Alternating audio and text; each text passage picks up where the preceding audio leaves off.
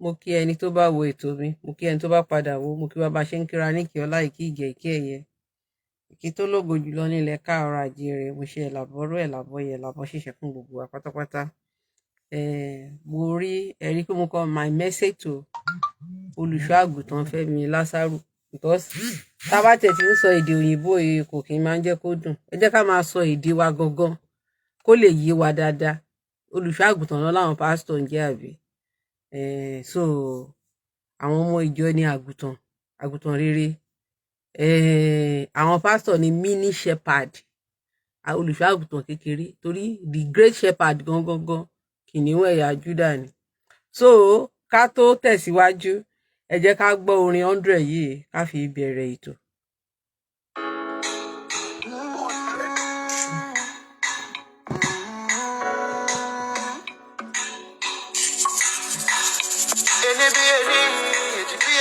Kí ló dé tí mo fi oṣù báyìí? Kí ló ń ṣe fóònù yìí tó ń ṣe rádaràda? Àbọ̀rọ̀ àbọ̀yè bàbá mi, Símíọ̀ Adébísí. Ọmọ ikú ẹ̀rí owó oúnjẹ nílé ó yá bá ń tọ́láwó. Ọmọ wọn ló dé ìṣáájú. Lékeleke nílùú Ìkẹfù. Àbọ̀rọ̀ àbọ̀yè my dear sister.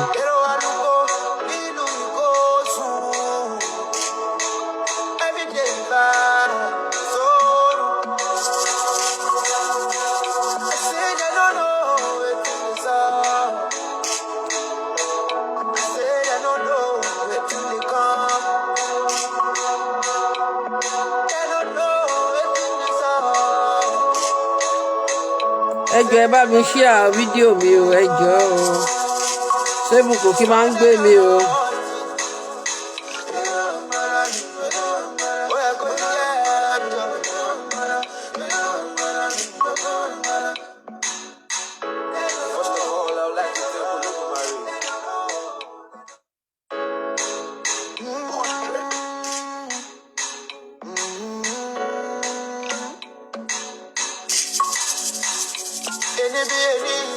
Ọpẹ́yẹmí ẹ káàbọ̀ Ṣódìmú Ayọ̀délé you are welcome.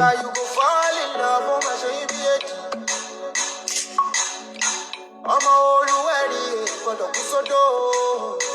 Ọmọ ikú ẹ̀rí owó oúnjẹ nílé ó yá bá ń tọ́láwó. Ọmọ wọn ló dé ìṣáájú. Lékeleke nílùú Ìkẹfù.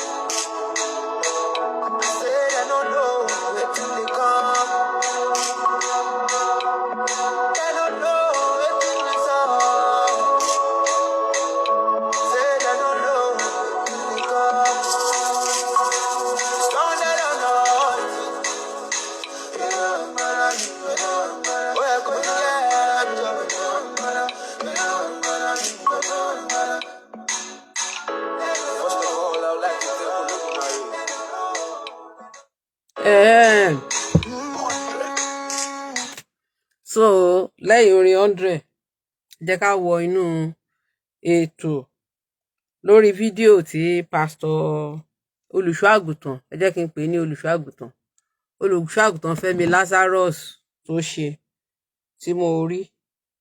Bá má dáhùn but ọ̀rọ̀ tó sọ pé tí ì bá ń ṣe Christianity pé gbogbo àwọn ọmọ ìjọ òun pátá náà máa ti fi rúbọ. Ó ní tí ò bá kì í ṣe Christianity, ó ní gbogbo ọmọ ìjọ òun pátá, ó ní wọ́n máa ti fi wọ́n rú ẹbọ. So that's why ta ṣe ní láti dá wọn lóhùn pé kí àwọn ọmọ ìjọ òun kọ́ máa dúpẹ́ lọ́wọ́ àwọn missionary. So tó bá jẹ́ pé wọ́n ṣe ń fìyàn rúbọ nìyẹn, báwo ni Pastor Lazarus ṣe wá sílé ayé? Òṣèbó yẹ kán ti fa àwọn bàbá tiẹ̀ rúbọ, kò yẹ kó ní ìran because tó bá yẹ pé wọ́n ṣe ń fìyàn rúbọ nìyẹn, except tó bá jẹ́ pé bóyá ṣe kò yẹ kí ó yẹ kí ẹ̀yẹn Pastor Fẹ́mi Lásárù ni mo sọ yìí o, ó yẹ kán ti fi bàbá ńlá àti ẹ̀rúbọ, so kò yẹ kó exist, kò kò yẹ kó exist rárá tó bá jẹ́ yí pé bí wọ́n ṣe ń fi àwọn bàbá tiwa bọ́n ṣe ń fi ọmọ tí wọ́n rúbọ nìyẹn tó dàbẹ́ ni pé orí àwọn pastors I don't know what is wrong with you people nígbà tó bá lanu gbàgà pé àwọn bàbá tiẹ̀ tí ìbá ń ṣe yí pé wọ́n máa ti fi àwọn ọmọ tí wọ́n bí wọ́n máa fi rúbọ ṣé Ògún máa fi ọmọ tiẹ̀ rúbọ fúnra ẹ̀ abẹ́rò pé àwọn ancestor tiwa wọ́n dàbí Yahweh tó fi ọmọ tiẹ̀ rúbọ ta ni Yahweh fọmọ ẹ̀ rúbọ fún that's the question tá máa ń béèrè ẹni Yahweh fi aráyé tó bẹ́ẹ̀ torí pé Olódùmarè ò kì í ṣe Yahweh àwa ò ní kẹ́nìbọ̀dì má ṣe Christianity àdẹ̀ ní kẹ́nìbọ̀dì má ṣe Islam ṣèbí inú ẹ̀sìn tá dàgbà sí ni but that manipulation nínú religion yẹn la fẹ́ mọ́ that's lie irọ́ tí wọ́n kúkù sínú ẹ̀ fún wa làwa ò fẹ́ mọ́ reason ni pé we have our culture we have our tradition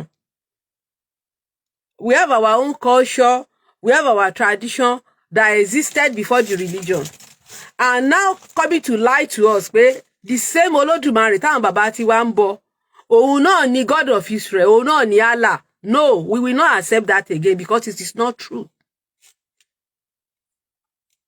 Because it is not true. It is not true. So, and the problem is that tó bá jẹ́ pé awakening tó ń wá ń tàn sí, òun ni problem ẹ̀yin pastor àtẹ̀yin àfáà. We don't give a damn. There is no how you cannot stop nature. Let's stop nature. Ṣé mọ̀ pé even gan Bible sọ pé ó ní ìgbà. Ó ní olúkúlùkù ní ìgbà. Ó ní ìgbà kíní kan nínú ìwé Proverbs Bible talks about time. So time ni Bible talks about time. So awakening tó ń ṣẹlẹ̀ tó bá jẹ́ pé ìsìn pé tó bá jẹ́ pé ilẹ̀ ṣẹ́káàrọ̀ àjíire nìkan ṣoṣo ni awakening yìí ti ń ṣẹlẹ̀ àbá máa sọ pé ilẹ̀ káàrọ̀ àjíire nìkan ni awakening ti ń ṣẹlẹ̀ but this awakening is happening all over the world. Ó ń ṣẹlẹ̀ ní India. Ó ń ṣẹlẹ̀ ní India because me I've been fortunate to relate with Indians. Àwọn Indians I've been fortunate this awakening is happening to the Indians. Mi ti bá àwọn Chinese ṣe but mo ti bá àwọn India mo ti bá àwọn jókòó àwọn ọmọ Indians don revert from tó kúrò nínú Christianity àti Islam tó padà sí tradition wọn. I've been fortunate to be among them. I've been fortunate láti wà láàrin àwọn òyìnbó tí wọ́n revert. Mo dẹ̀ ti wà fortunate láti wà láàrin àwọn Arab tó revert. Àwọn Arab àwọn tó wà ní Middle East tó revert. Mo dẹ̀ ti bá àwọn Jew ṣe. Àwọn Jew kan rabbinic ni wọ́n. Àwọn kan wà tó yẹ pé wọ́n revert. Ẹ̀làbọ̀ ṣíṣe ìyá mi mo kí yín mà mo kí gbogbo ẹ̀yin tẹ́ wà nílé ẹ má bínú torí ọ̀rọ̀ tí mo ń sọ. So I've been able to fellowship with them. So tó bá jẹ́ yí pé ọ̀dọ̀ wa nìkan ní kíní yìí ti ń ṣẹlẹ̀ it would have been a different issue. But the case is this awakening is happening all over the world. So and that's why Bible have said nǹkan tí Bible ti sọ ní tí ẹ̀yin pastor because I don't know nílẹ̀ káàrọ̀ àjíire you guys you think you can stop nature. Your prayer cannot change things. Your prayer cannot change things. Your prayer cannot change nature. Your prayer cannot change nature. Your prayer cannot change things. Every time has been designed. Nígbà tẹ́ bá sọ pé yẹn kí ni àwọn irúnmọlẹ̀ wa ń wò ẹ jẹ́ bá mi share fídíò yìí kí ni yìí ń lọlẹ̀ wá sókè ó ń lọ sílẹ̀ ẹ bá mi share fídíò mi ẹ bá mi pe àwọn èèyàn kan wá darapọ̀ mọ́ mi. So nígbà tí ẹ ń sọ pé kí ni àwọn alálẹ̀ ń wò what are they looking nígbà tí àwọn colonials tí wọ́n dé tí wọ́n wá kó àwọn ọmọ wọn sí tó ń mú wọn lẹ́rú. Question tèmi náà máa ń béèrè ni pé gbogbo àwọn ibi tí wọ́n sọ pé kí ni God of Israel náà ń wò nígbà táwọn Rome tó fi conquer tó fi destroy Israel tó fi lé àwọn Jew kúrò ní ibẹ̀ yẹn. Because ẹ máa ń béèrè àwọn questions. Ẹ máa ń béèrè question. Ó ní mo ṣe máa ń sọ pé nínú Christianity àti Islam àrítẹni mọ̀ ń wí àfọ̀gbádì bíi ti ọmọlẹ̀ òun ni Christian. ẹ máa ń rí ti ẹni mọ̀ wí ni ṣùgbọ́n ẹ fi àpáàdì ẹ fi bo ti ara yín mọ́lẹ̀. You don't see kí Jésù tẹ́lẹ̀ntẹ̀lé ó sọ pé ẹ̀yin hypocrite ó ní alágàbàgebè nìyí ó ní kẹ́ kọ́kọ́ yọ ìtì igi tó wà kúrò lójú yín before you remove the speck in the eyes of other people. Bíbélì tóyìnbó gbé wá it has many flaws. Ó ní flaw tó pọ̀. Bíbélì tóyìnbó gbé wá ó ní flaw tó pọ̀ because a lot of contradiction wà nínú Bible. Many contradiction wà nínú Bible. Old Testament wọ́n ní kò sí anybody bí Moses tó knew God face to face. Mi ìfẹ́ explain that aspect of new because ẹ bá mọ nǹkan tí àwọn òyìnbó tí wọ́n tún mọ̀ new yẹn sí. I don't want to go to that side today. The same Bible ló sọ wípé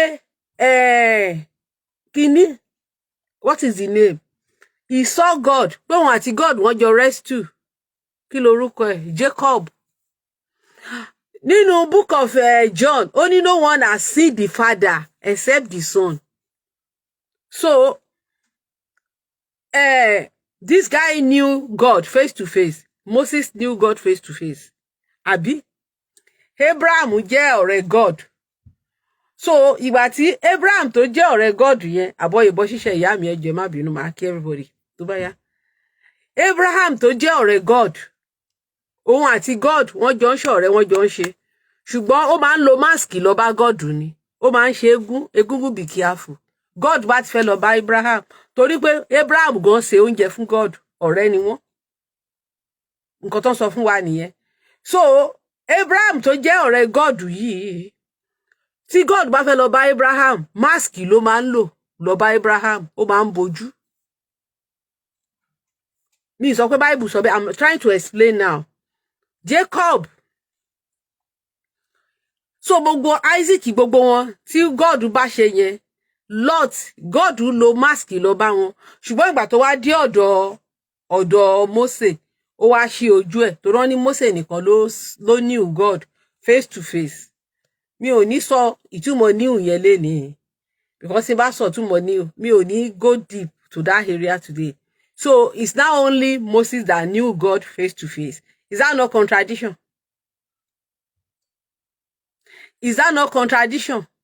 Ṣé kìí ṣe contradiction nìyẹn? And the same God náà ni wọ́n sọ pé ó jẹ́ bàbá Jésù o.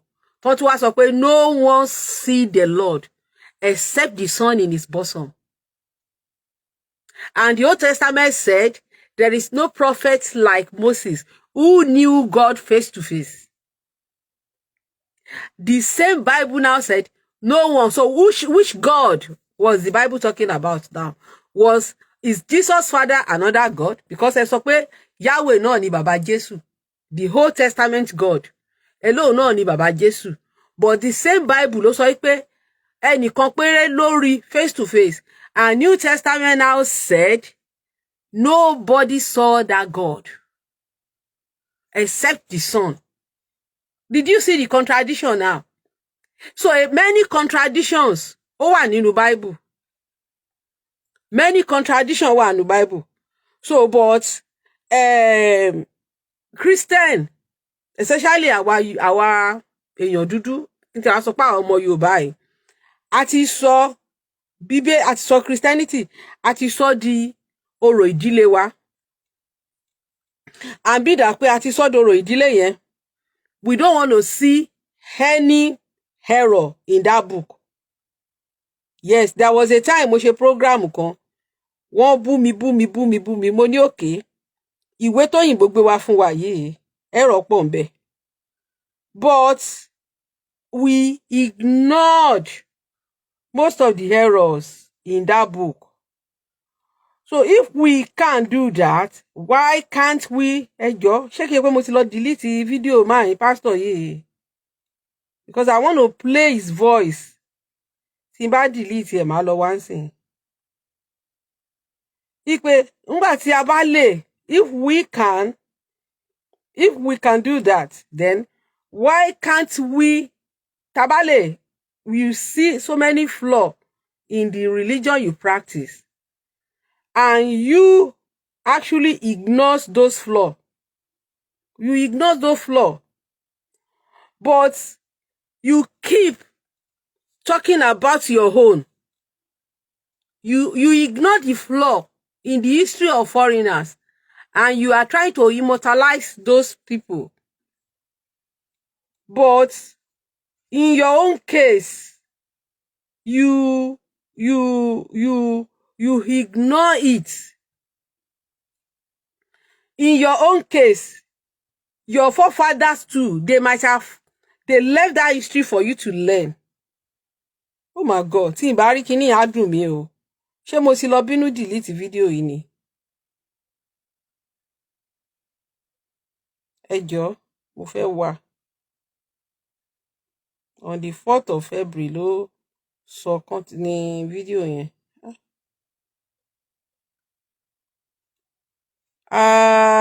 Ó máa dùn mí. Ẹ jọ̀ọ́, ta ló lè send fídíò yẹn sí mi?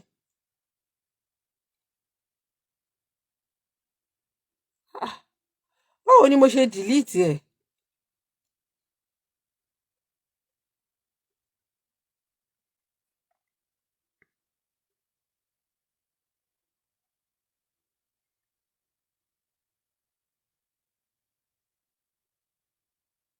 Wàá lọ wá ń sìn. So kí là ń try láti sọ ni pé a máa pọ́n ti àwọn òyìnbó yìí lé, but títí wá wọ́n sọ pé ọmọ máa ń ṣe ọmọ agbẹ̀yìn tẹ́yìn ṣe ni, ṣùgbọ́n ẹ̀yin ò lè tún ẹ̀yìn bàbá títí yín ṣe, àfi kẹ́ máa tún ẹ̀yìn àwọn ẹni tẹ́ ẹ̀ mọ̀ rí, àwọn tẹ́ ẹ̀ bá tan nítorí nǹkan tẹ́ fẹ́ jẹ. So ọ̀rọ̀ wa ò yàtọ̀ sí Ísọ̀ tí wọ́n ló ta ogún ìbí ẹ̀ nítorí nǹkan tó fẹ́ jẹ. Yes, and àwọn ancestors tẹ́ fi ń ṣe yẹ̀yẹ́ yìí tẹ́ ń disgrace. If not for them, there's no your existence. You don't have existence without them. Can somebody send me that video? Ó mà dùn mí báyìí o. The video is in my phone. Mo ti gbọ́ lẹ́ni. I don't know why I can't find the video anymore. Because Sheun actually replied you. And that's why now I can't find the video. Ṣé kìí pé mo ti lọ bínú delete the video? Oh my God. Ṣé kí n continue báyìí? Mo fẹ́ play video pastor yìí ni. Kí n dẹ̀ analyze video yẹn. Because this pastor said ó ní pé àwọn tí ò bá jẹ́ pé àwọn missionaries, ó ní pé àwọn bàbá, ó ní pé gbogbo ọmọ ìjọ òun pátápátá ó náà máa ti fi wọ́n ṣe ètùtù, ó náà máa ti fi wọ́n, ó ní gbogbo àwọn ìbejì tó wà nínú church òun, ó ní gbogbo ọ̀nà bá ti pa, ó láwọn missionaries, ó láwọn ló wá stop kìíní yẹn, killing of twins, tó dẹ̀ jẹ́ pé nínú culture wa ìbejì wà lára àwọn òrìṣà ta ní. Dùn mí o. Nínú culture wa ìbejì wà lára àwọn òrìṣà wa, twins, àwọn twins, ìbejì wà lára àwọn òrìṣà wa nínú culture wa. Ìbejì wọ́n wà lára àwọn òrìṣà wa. Kìdẹ̀ ṣe pé ìgbà tó òyìnbó dé ni òyìnbó wá sọ pé káwọn bàbá wa wípé kí wọ́n ní òrìṣà ìbejì. Òyìnbó kọ́ ló kọ́ wọn bọ́n ṣe pé kí wọ́n ní òrìṣà ìbejì. No, òyìnbó kọ́ ló kọ́ wọn. Ẹ jọ̀ọ́, mi rí fídíò yìí báyìí. Because Ṣeun fún ní èsì, Ṣeun Kuti actually gave him a reply here. Parliament, your Gawi the talk say they end slavery. They go take them for their parliament, even they shut up. Not be them abolish slavery. And they accept the submission as fact. It is fact.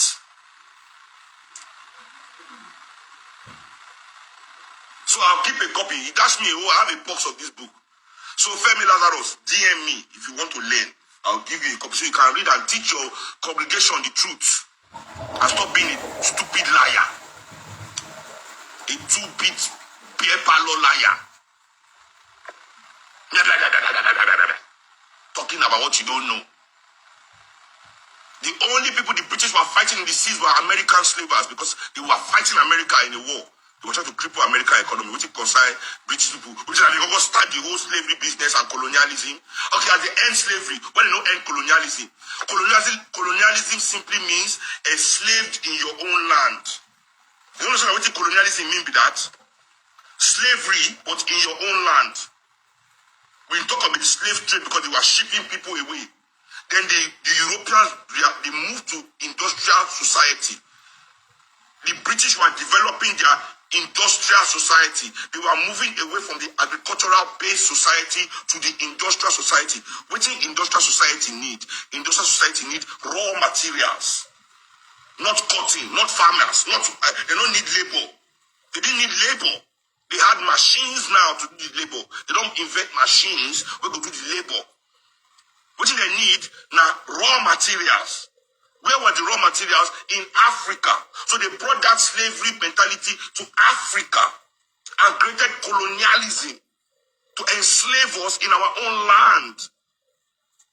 How can you say some people, the same people when say they stop slavery, how come they did not stop colonialism? Why was that okay? Segregation. Not being able to go to the same school that they go to. Not being able to enter the same bus that they go to. Not being able to enter the same restaurant that they enter. Not being able to live in the same areas that they live in our own land. And you say those people are good? Are you that blind? Are you that full of self-hate? That you see people that treat your ancestors like that are good people?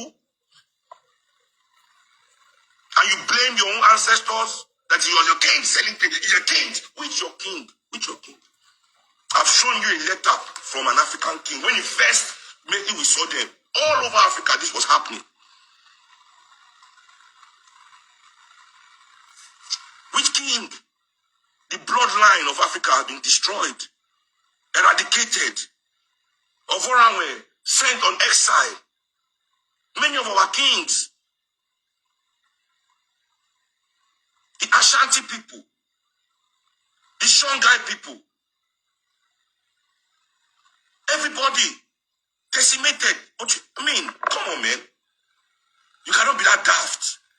I mean, you get enough sense to gather people to build church, rent equipment, get band for your back, get editor to edit your video. So you cannot really be that daft.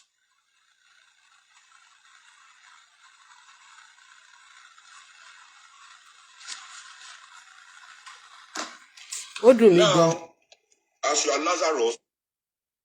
Ó dùn mí gan pé báwo mo ṣe fídíò yìí. Màá lọ wá nú kinní mi. Mi ò rí rẹ̀. One of the most interesting books I've read in my life is by Crescent Graves. It's called The Bible. By Crescent Graves, òyìnbó ló ń jẹ́ by Crescent Graves. 27 divine revelations, a description of 27 Bibles, and an exposition of 2,000 biblical errors in science, history, morals, religion, and general events. This guy went into the Bible and every single mistake, he brought it out. He brought it out. So and I'm going to read that this Christianity, I'm going to make fun of you. I'm going to show that your Bible is a stupid book. If you think that you can insult your ancestors and be a bastard child, because only a bastard child insult his parents, who look back at his people and look at them. Now bastard, they behave like that. So if you think you're going to be a bastard child, I will bastardize your religion. Because many of you forget that it is my family that started this gangster shit in Yoruba land. Ṣé gbọ́ kan tí ṣe ń sọ? Ó ní àwọn bàbá family ń gọgọgọgọ ṣé mo kó máa sọ pé most orin tá ń kọ pé bàbá Fẹlá ló compose àwọn orin yẹn. So later láti ẹ̀ wá rí pé most orin tó ń sọ fún wa pé bàbá Fẹlá Aníkúlápó Kútì ló compose ẹ̀ gan pé àwọn orin tí wọ́n ti ń kọ níṣẹ̀ṣe. Tẹ́ bá lọ sí ìjọ Ọ̀rúnmìlà gbogbo orin yẹn lẹ máa gbọ́ ńbẹ̀. Tó wá sọ pé bàbá Fẹlá tí bàbá Fẹlá tó lọ tún kọ fáwọn Christian. Tó wá sọ pé bàbá Fẹlá compose, kò sí orin kankan tí bàbá Fẹlá compose. Kò sí orin kankan tí bàbá Fẹlá compose. Ó dùn mí gan because mo fẹ́ analyze fídíò yẹn. Analyze fídíò yẹn because nínú fídíò yìí pastor yìí ń sọ yìí pé àwọn bàbá wa yìí pé wọ́n ń ta, ó ní àwọn bàbá wa, ó ní àwọn bàbá wa, àwọn ọba wa, ó ní wọ́n ń ta àwọn èèyàn wọn sóko ẹrú. Ipe àwọn ó ní àwọn missionary àwọn ni wọ́n padà dé tí wọ́n wá nígbà tí wọ́n padà sí Europe. Ó ní àwọn ni wọ́n wá jà fún slavery, which is not true. Ó ní kódà ó láwọn missionary gan bẹ̀rẹ̀ sí ń gbé àwọn ọba wa sẹ́wọ̀n. Èmi ò gbọ́ ní story rí pé missionary kan wá ń gbé ọba sẹ́wọ̀n, because láyé ìgbà tí àwọn missionary gan sì dé gan, àwọn ọba sì ní iyì. Ọba ló sì ń tòlú ńgbà yẹn. So báwo ni missionary ṣe fẹ́ gbé ọba sẹ́wọ̀n? Ó wá ní pé ṣé wọ́n ní kán padà sọ́dọ̀ Ògún, kán padà lọ sọ́dọ̀ Àmọ́díòwà, kán padà lọ sí ọ̀dọ̀ pé so àwọn tó jẹ́ pé ẹ̀jẹ̀ èèyàn ni wọ́n máa ń mu, ìyẹn àwọn ancestors tiwa. Ó ní àwọn tó jẹ́ pé ẹ̀jẹ̀ èèyàn ni wọ́n máa ń mu, torí pé ó dùn mí gan fídíò yẹn.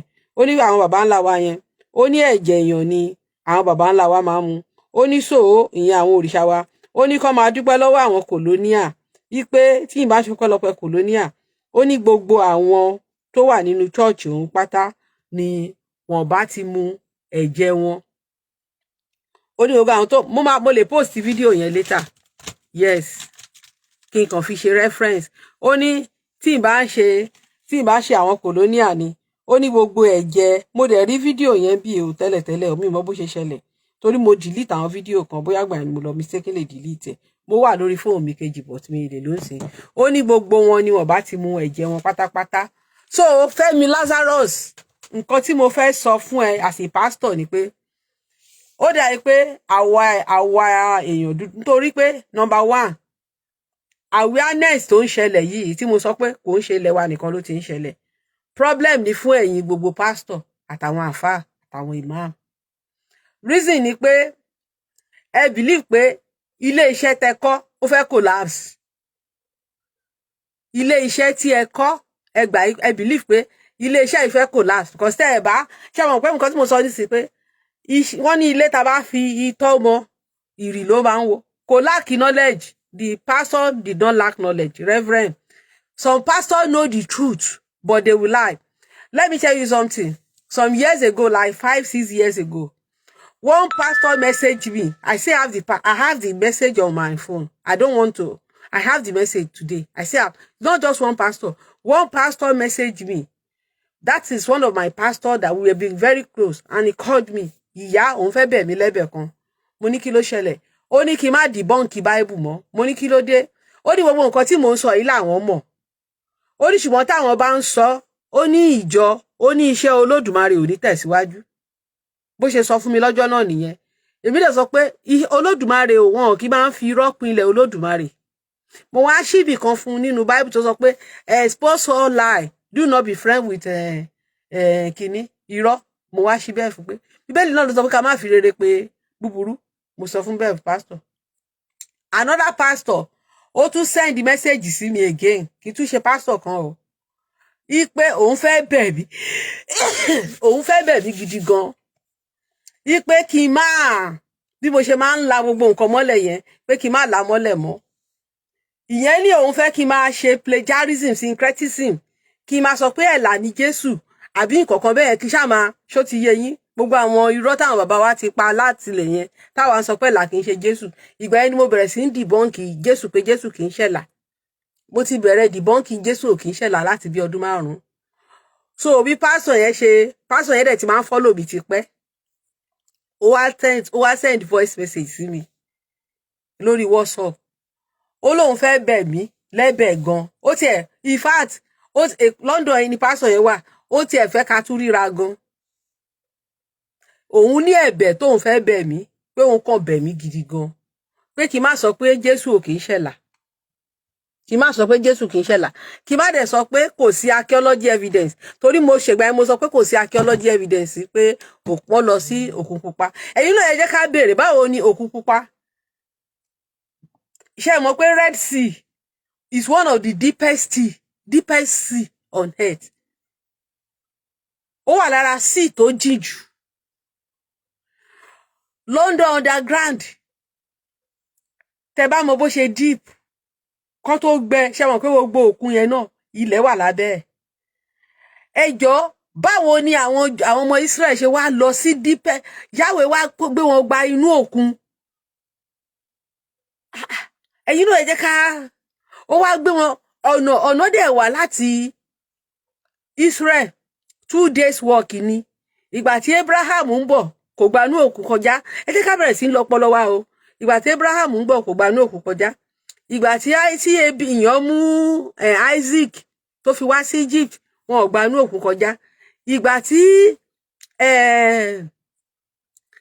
tí àwọn ọmọ Jacob tán níyàn mú wọn tán wá wọn ò gba inú òkun kọjá ìgbà tí wọ́n relocate gbogbo wọn pátápátá àti kí lorúkọ bàbá wọn yìí Jacobu wọn ò gba inú òkun kọjá according to Israel according to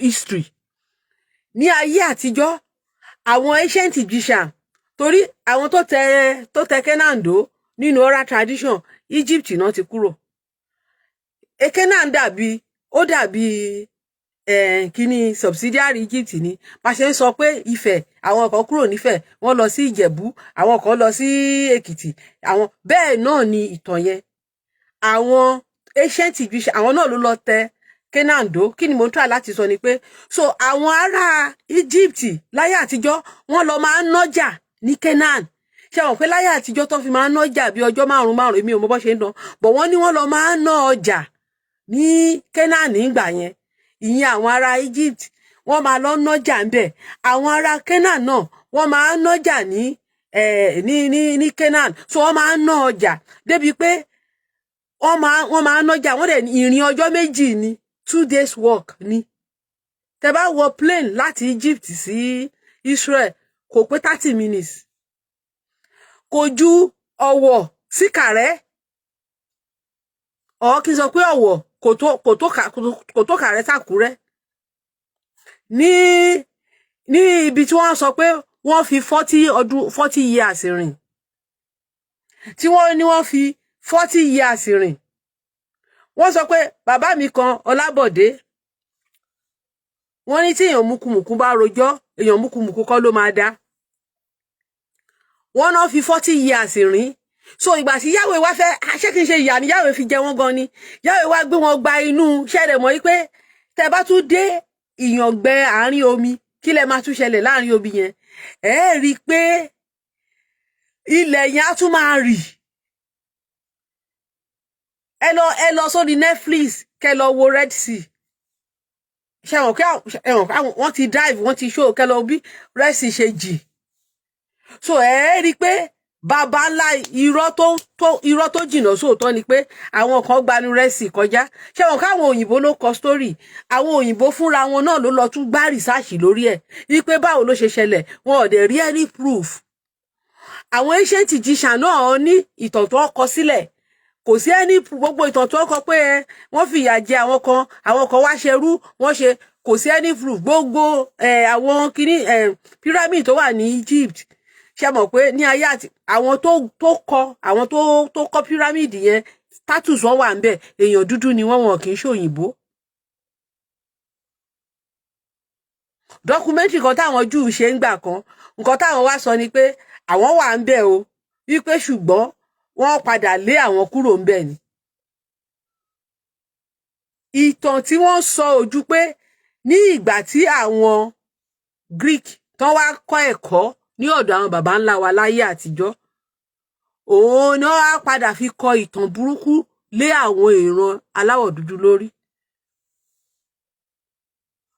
àṣírí wa tí wọ́n mọ̀ òun náà ló wá lò against àwọn bàbá wa láyé àtijọ́ thank you bàbá mi Àkàndé Àgbọn yes kò sí nǹkan tó ń jẹ́ bẹ́ẹ̀ irọ́ ni sẹ́ẹ̀ irọ́ maybe one day ẹjọ́ máa bá mi show love and like ẹ má yẹ kán gbé show mi lọ ẹjọ́ torí Ọlọ́run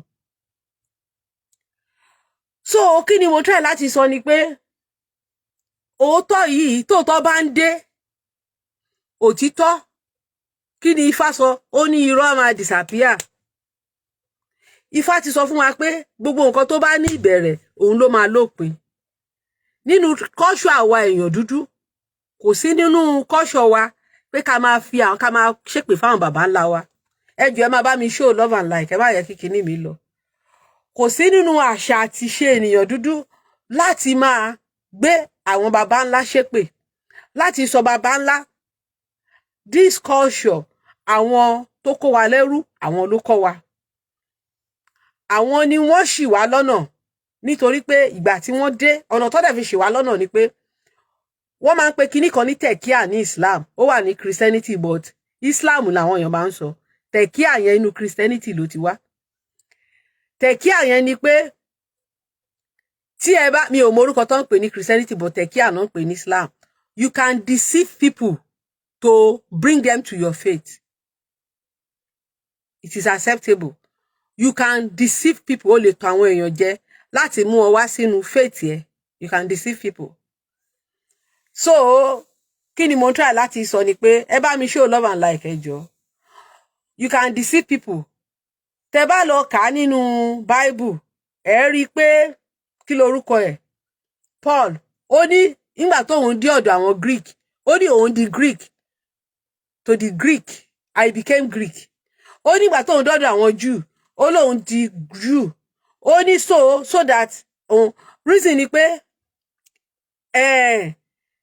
if you don't do that, they will never accept you. That's why tó ní láti parọ́ fún wa pé Yahweh ó jẹ́ Olódùmarè. That's why, because tẹ́ bá ka Bible dáadáa, ẹ ti rí pé irọ́ ni. Nínú Genesis chapter 6 ni, tí wọ́n ní Yahweh ti lọ bá Mósè tó sọ pé òun fara òun hàn Mósè gẹ́gẹ́ bí Olúwa Ọlọ́run Olódùmarè, ṣùgbọ́n ní orúkọ òun Jèhófà tí ẹnikẹ́ni kò mọ̀. Ẹ jọ̀ọ́, ṣé Mósè sọ èdè wa tí Yahweh fi máa sọ fún Mósè pé òun fi ara hàn gẹ́gẹ́ bí Olúwa Ọlọ́run Olódùmarè, ṣùgbọ́n ní orúkọ òun Jèhófà tí ẹnikẹ́ni kò mọ̀. Number one, the name Jehovah is a name that had no connection with Christianity until King James Bible. Go and Google what I'm saying. Because Jehovah coexist pẹ̀lú Abrahamic religion faith. That's why I tell you, àwọn Jew wọ́n ń pe Jehovah. They call Hashem. Kò sí nǹkan tó ń jẹ́ Jehovah. Jehovah is a name coexist pẹ̀lú Christianity yìí. Àwọn Catholic Adonai ni wọ́n máa ń pè. King James, United Kingdom, ló ti create Jehovah, tetragrammaton of Adonai pẹ̀lú Yahweh, òun náà fi bring Jehovah. So it's a name that was created. Torí mò ń wo bàbá kan, mi ìfẹ́ dárúkọ wọn sìn, àwọn kan ni mo fẹ́ ta sílé ni. Bàbá wa yẹn, bàbá tí mo like ni, but àgbàlagbà ni wọ́n, so àti correct àgbàlagbà kò easy. Bàbá takú ti Jésù. Bàbá ní orúkọ tó la gbogbo ayé já ni Jehovah. Orúkọ yẹn ò la anything já, because this name is a name that was created ni. And in 16th century, Jehovah ló wà nínú original King James version, because there was no letter J. Yes, bàbá mi, God of ruin, God of disaster. Ìtumọ̀ ẹ̀ nìyẹn. Jehovah means ruin, disaster, and mischief. Ìtumọ̀ mẹ́ta ló ní. Ruin, disaster àti mischief. Bàbá yẹn sọ pé orúkọ yẹn la gbogbo ayé já. Ayé wo ló là já? Ẹ̀yin ọ̀dọ̀ yín ló ti láyé já, kò lá anywhere já. So this name, àwọn kò sí lẹ́tà J ńgbà yẹn, Jehovah ló wà nínú original King James book. So 17th century ló ṣẹ̀ di Jehovah. Jehovah sí kéènù, Jehovah. Ẹ jọ̀ọ́, orúkọ tí wọ́n create ní 16th century, báwo wá ṣe máa jẹ́ pé orúkọ yẹn òun ni Yahweh máa wá sọ fún ṣe ti rí pé, torí pé King James book, it was for colonization. Báwo ni Yahweh ṣe máa wá dá orúkọ tí ò exist, orúkọ tí ò exist pẹ̀lú Christianity? Báwo ni Yahweh ṣe máa wá pè orúkọ yẹn fún Mósè tí ò dẹ̀ kí ń ṣe Hebrew name? Kò kí ń ṣe Hebrew o. Jehovah, Greek ni o. Greek ni o. Orúkọ yẹn o, ẹni tí wọ́n ló máa ń jẹ́ orúkọ yẹn ni Zeus o, Jove. ibẹ̀ náà ti create orúkọ yẹn o, ibẹ̀ kọ́ là ń lọ lénìí. So báwo ni King James báwo ni ìgbà tó wọ́n fẹ́ translate ẹ̀ lédè wa nínú Hebrew book nínú Bible àwọn Júù ó wà online ẹ lọ kà á. Ó ní òun fi ara òun hàn Abraham nínú Avram ló wà nínú kìíní àwọn Júù. Ó lóun fi ara òun hàn wọ́n gẹ́gẹ́ bí Hashem.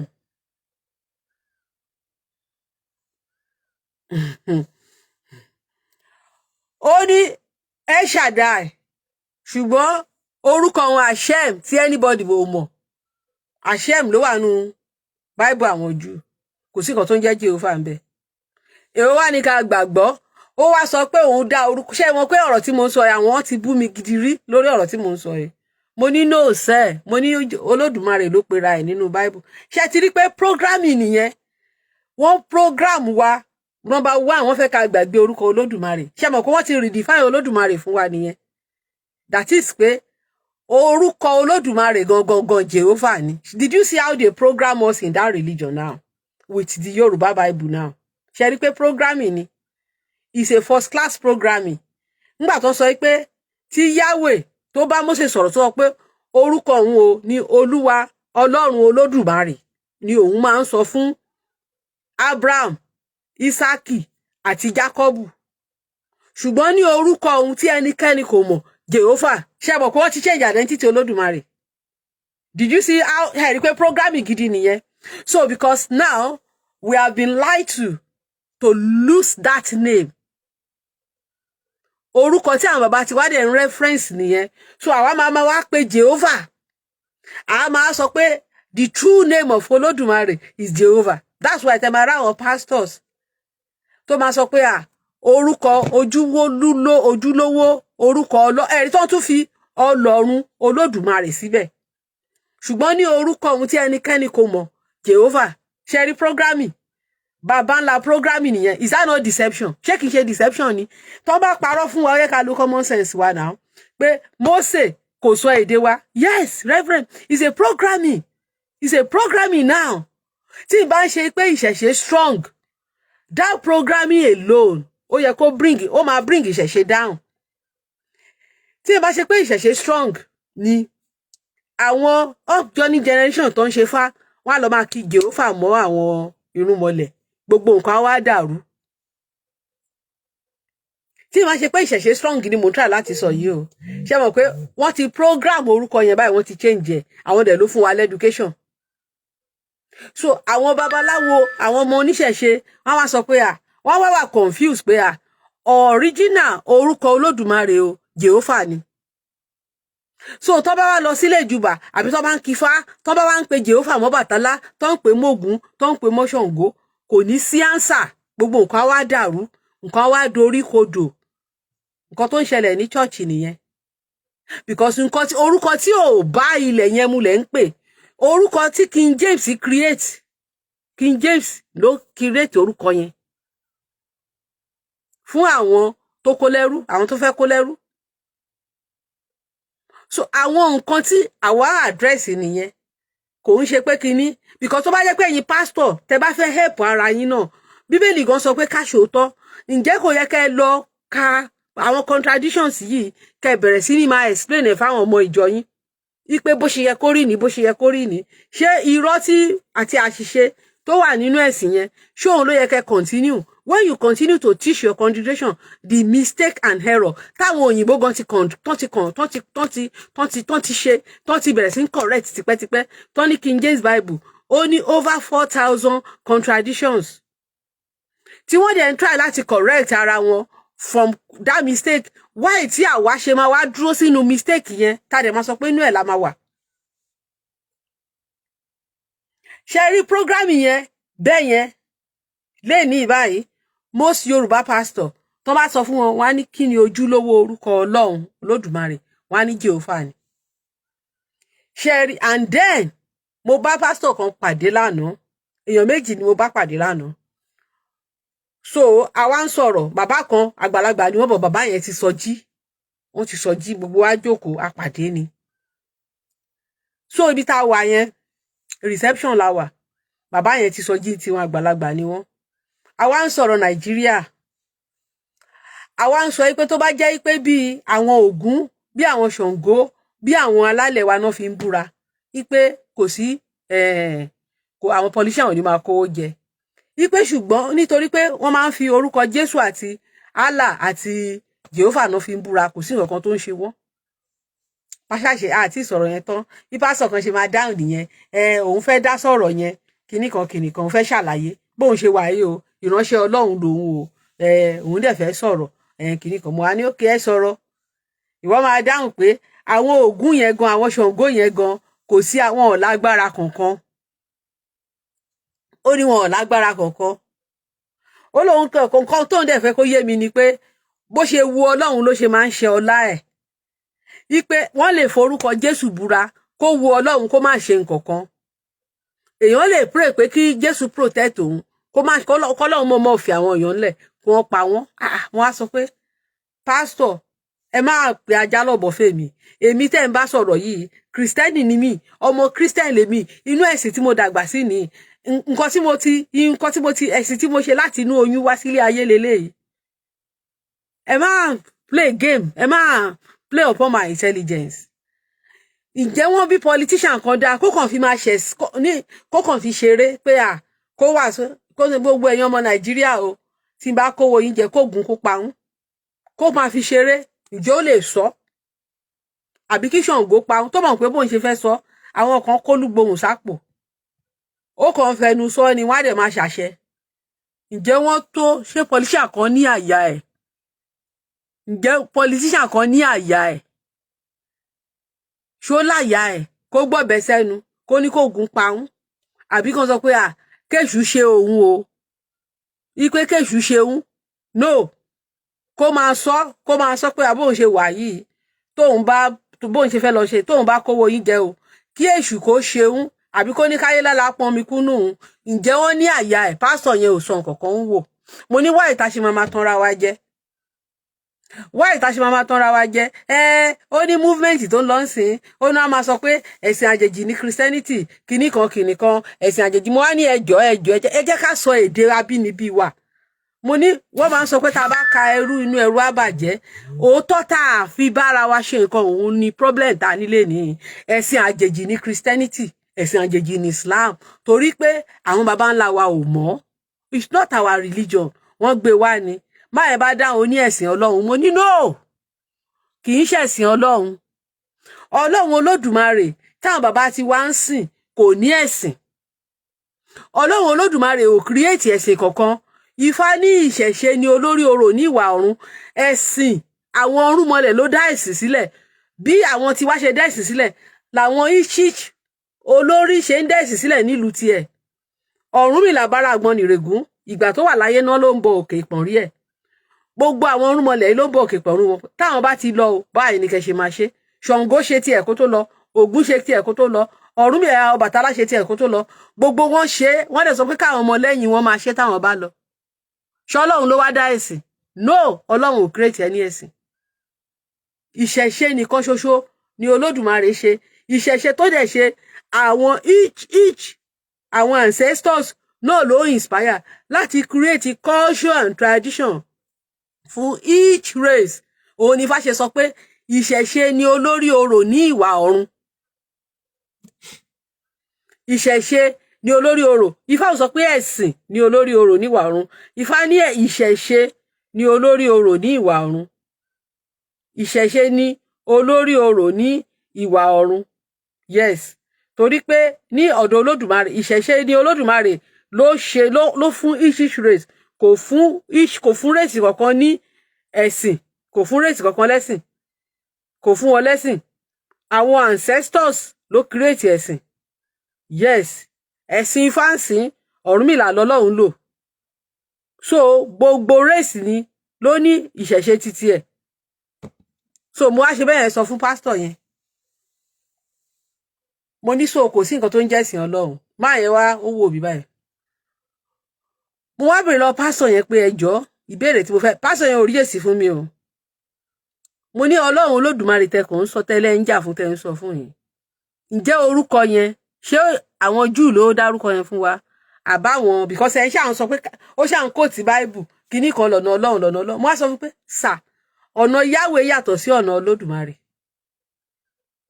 ọ̀nà Yahweh pásọ̀ yẹn wò mí báyìí mo ní ọ̀nà Yahweh àtọ̀nà Olódùmarè ò kì í ṣe kan náà reason ni pé Yahweh ò kì í ṣe Olódùmarè má yẹn ń wojú mi bóyá ó tún ṣe gbọ́ yẹn ni mo ní that name Ọlọ́run tẹ́ ń sọ yẹn Ifá ló dárúkọ yẹn kì í ṣe Bible Jehovah àti Yahweh ní Bíbélì gbé wá bí Allah ṣe wá láti inú Quran Ifá ló dárúkọ Ọlọ́run Olódùmarè olórúkọ ẹgbàágbèje Allah 99 pẹ̀lú orúkọ 99 ìyẹn wá láti inú Quran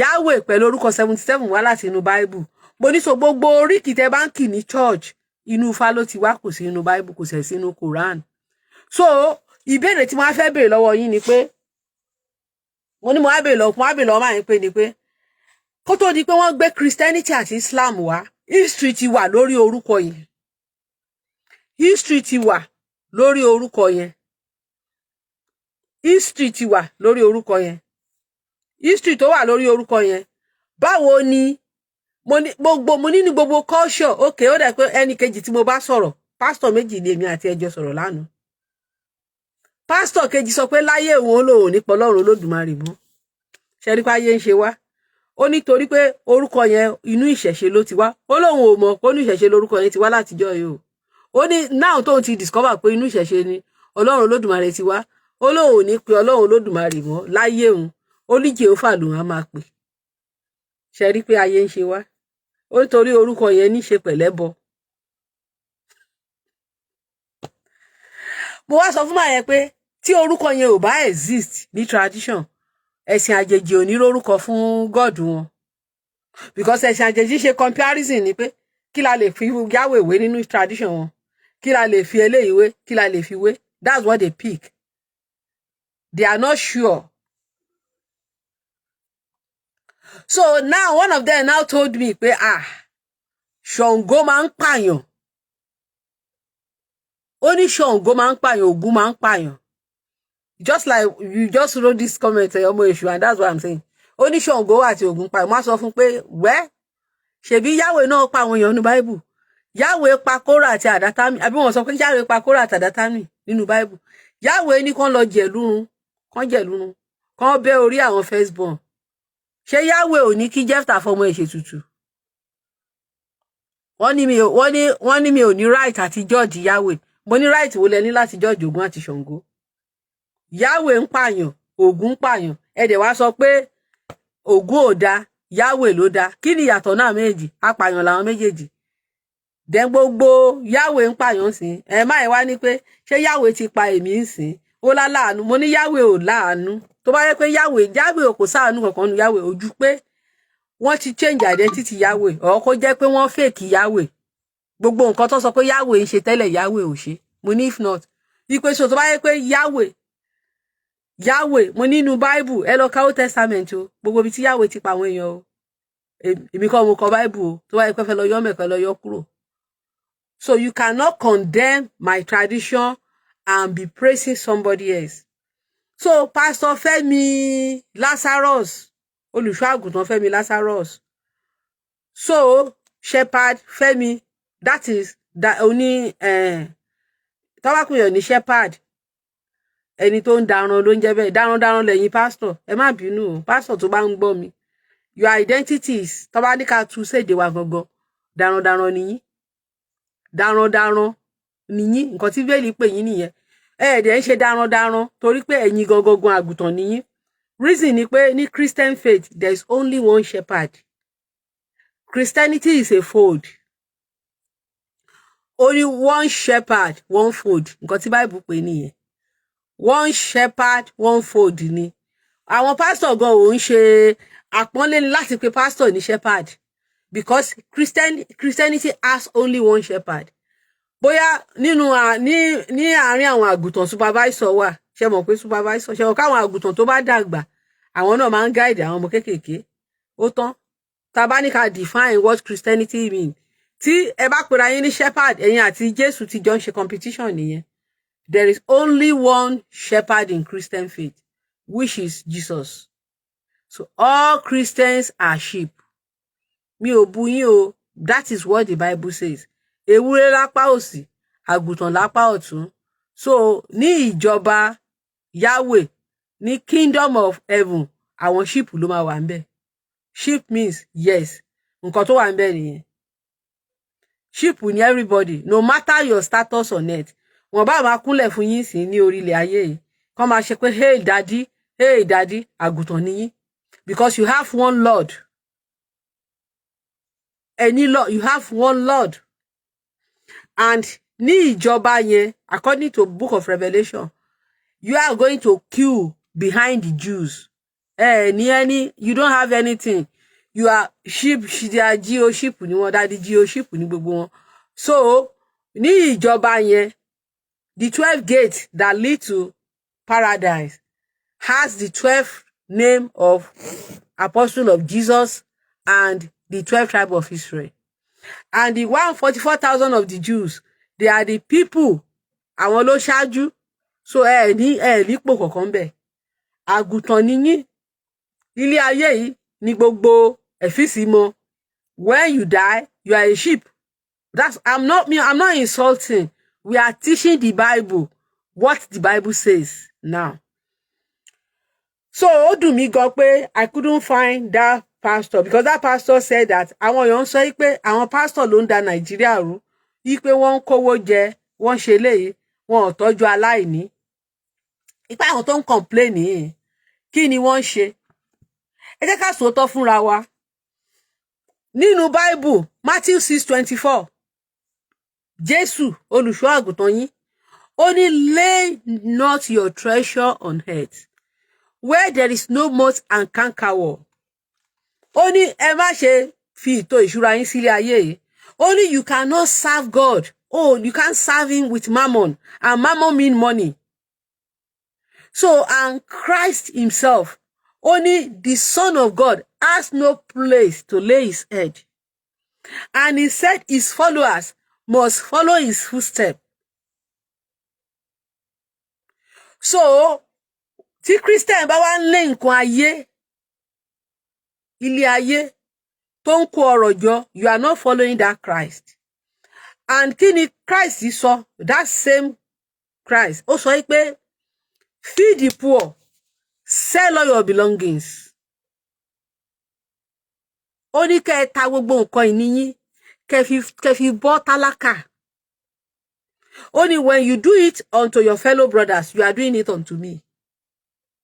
Only some people will say, I was hungry, you gave me no food. I do this. When did we see you? Only because you didn't do it to my brother. Ṣé wọ́n ṣe bẹ́ẹ̀? Are Christian Nigeria ń ṣe bẹ́ẹ̀? Are they doing it? Ṣé wọ́n ṣe bẹ́ẹ̀? Ṣé wọ́n ṣe bẹ́ẹ̀? So, pastor ìmọ̀ dáhùn pé ọ̀pọ̀lọpọ̀ àwọn tó ń condemn àwọn Christian, ó ní ẹni mélòó ló ń ṣe charity tó ń give. Àwọn èèyàn ò ní láti wá síta láti máa ṣe propaganda pé they are doing this, they are doing that. Àìmọye àwọn èèyàn tó ń support níwọ̀nba tí agbára wọn ká. Ẹni tó ní 150 billion tó wọ̀ tí $150 billion tí ò lè, tó dẹ̀ ní káwọn èèyàn tún máa kó Isaac wọn wá, tí ò lè sacrifice $50 billion kó fi solve problem Nigeria báyìí. Ṣé tó bá kú ṣó fẹ́ kó lọ sọ́run ni? Ṣé ó bá Bible tí wọ́n gbé dání? Ṣebí nínú Bible, ṣebí servant leader ni Jésù fúnra rẹ̀. Ṣebí gbọ́ nǹkan tẹ́ kọ́ wa ní ṣọ́ọ̀ṣì ni pé Jésù ó ń bu ara ẹ̀, ó ń fọ ẹsẹ̀ àwọn ọmọ ẹ̀yìn ẹ̀, humility. Bọ̀ kí ni ẹ̀yin ti Nàìjíríà ń ṣe bẹ́ẹ̀ ṣe ń kápá lélele táwọn èèyàn máa kúnlẹ̀ fún yín? Tẹ́ máa brag.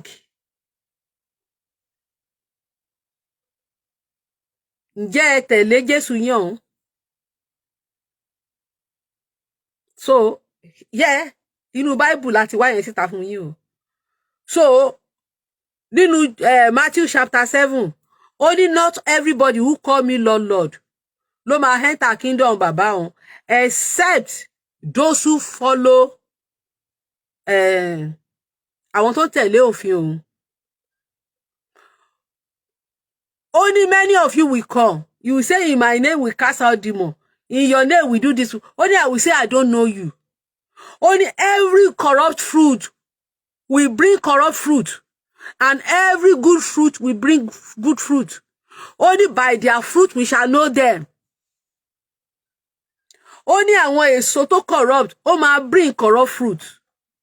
Àwọn èso tó bá ṣe, ó ló máa bring good fruit. Only nípa èso wọn la máa fi mọ̀ wọ́n. You will know the corrupt people by their fruit.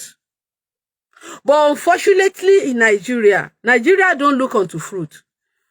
Ẹ̀bùn ni gbogbo yín wá káàkiri. And this prophetic ministry tí a fi ń oppress ara wa lénìí, it was our own invention. Òyìnbó kọ́ ló gbé wá o. Lè dé Catholic kẹ́ rí department prophet ńbẹ̀. And you can't find it in the lè bá ní even àwọn Jew. What they call prophet in Judaism is different from how the prophet was interpreted to us in church. Prophets mean people that call people àwọn èèyàn. Foreigner can never be a prophet to the Jews. Báwọn Christians ṣe ń pera wọn ní prophet ẹ̀sìn Jew ń sìn. To the Jews, they are deceiving themselves. Ṣe prophet. Kì í ṣe prophet. Because nínú Bible àwọn Jew, kìkì àwọn ancestors wọn ló jíṣẹ́ wọn. Báwo lẹ ṣe wá di prophet àwọn Jew? Prophet ní ẹ̀sìn àwọn Jew ni ẹni tó ń warn àwọn èèyàn tó bá fẹ́ sọnù, tó ń pe àwọn Jew padà sílé. And nínú ẹ̀sìn àwọn Jew, foreigner ò lè jẹ́ prophet èèyàn. Your own prophet will only be your own people. And you cannot be a prophet to your people and be leading them into a foreign religion. No, kò possible.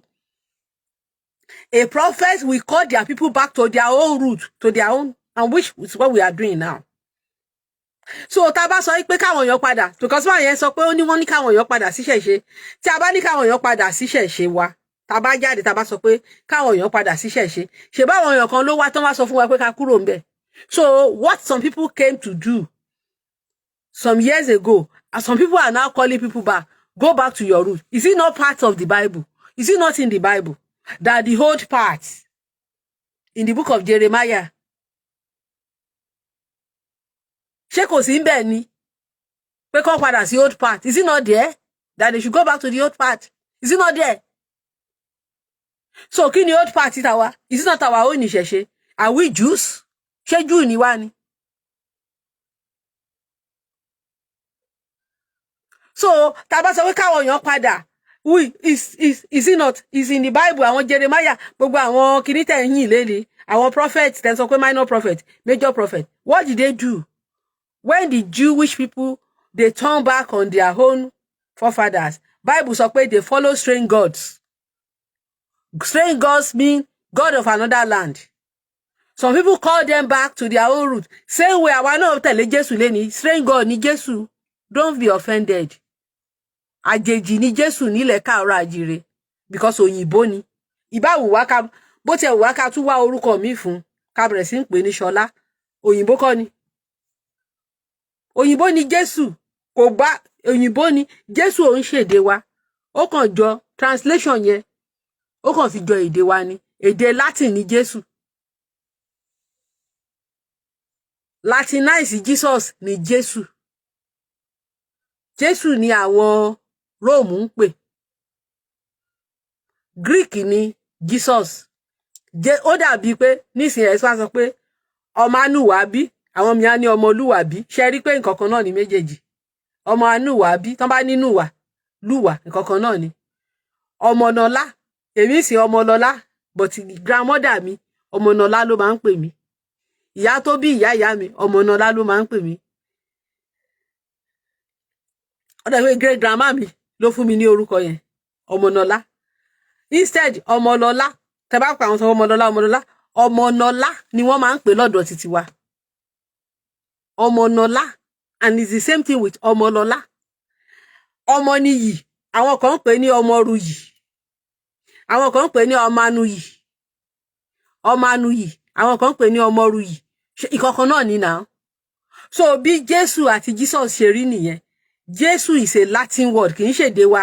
That's why I say pé ìgbà tí gbogbo irọ́ tán ti pa fún wa ńgbà yẹn pé Jésù wà nínú Ifá, àdífá fún Jésù. Ìgbà tí mo wá lọ kọ́ ẹ̀kọ́ sí tí mo wá rí pé èdè Latin ni ẹ jẹ́ máa bá mi show love and like o. Ìgbà tẹ́ bá ti rí pé mo ti ń sá lọ lẹ́ máa ṣe ń show love and like. Ẹ máa bá mi tẹ̀ ẹ jọ̀ọ́, ẹ máa bá mi tẹ̀.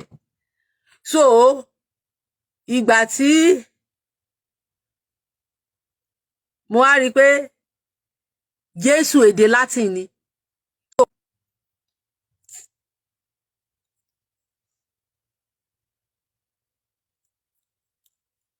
Ẹ jọ̀ọ́ ṣé mo wà audible? Kíní yẹn ti lọ tẹ́lẹ̀ o, padà wá ni. Ṣé mo wà audible? Ẹ jọ̀ọ́ ṣé mo wà audible?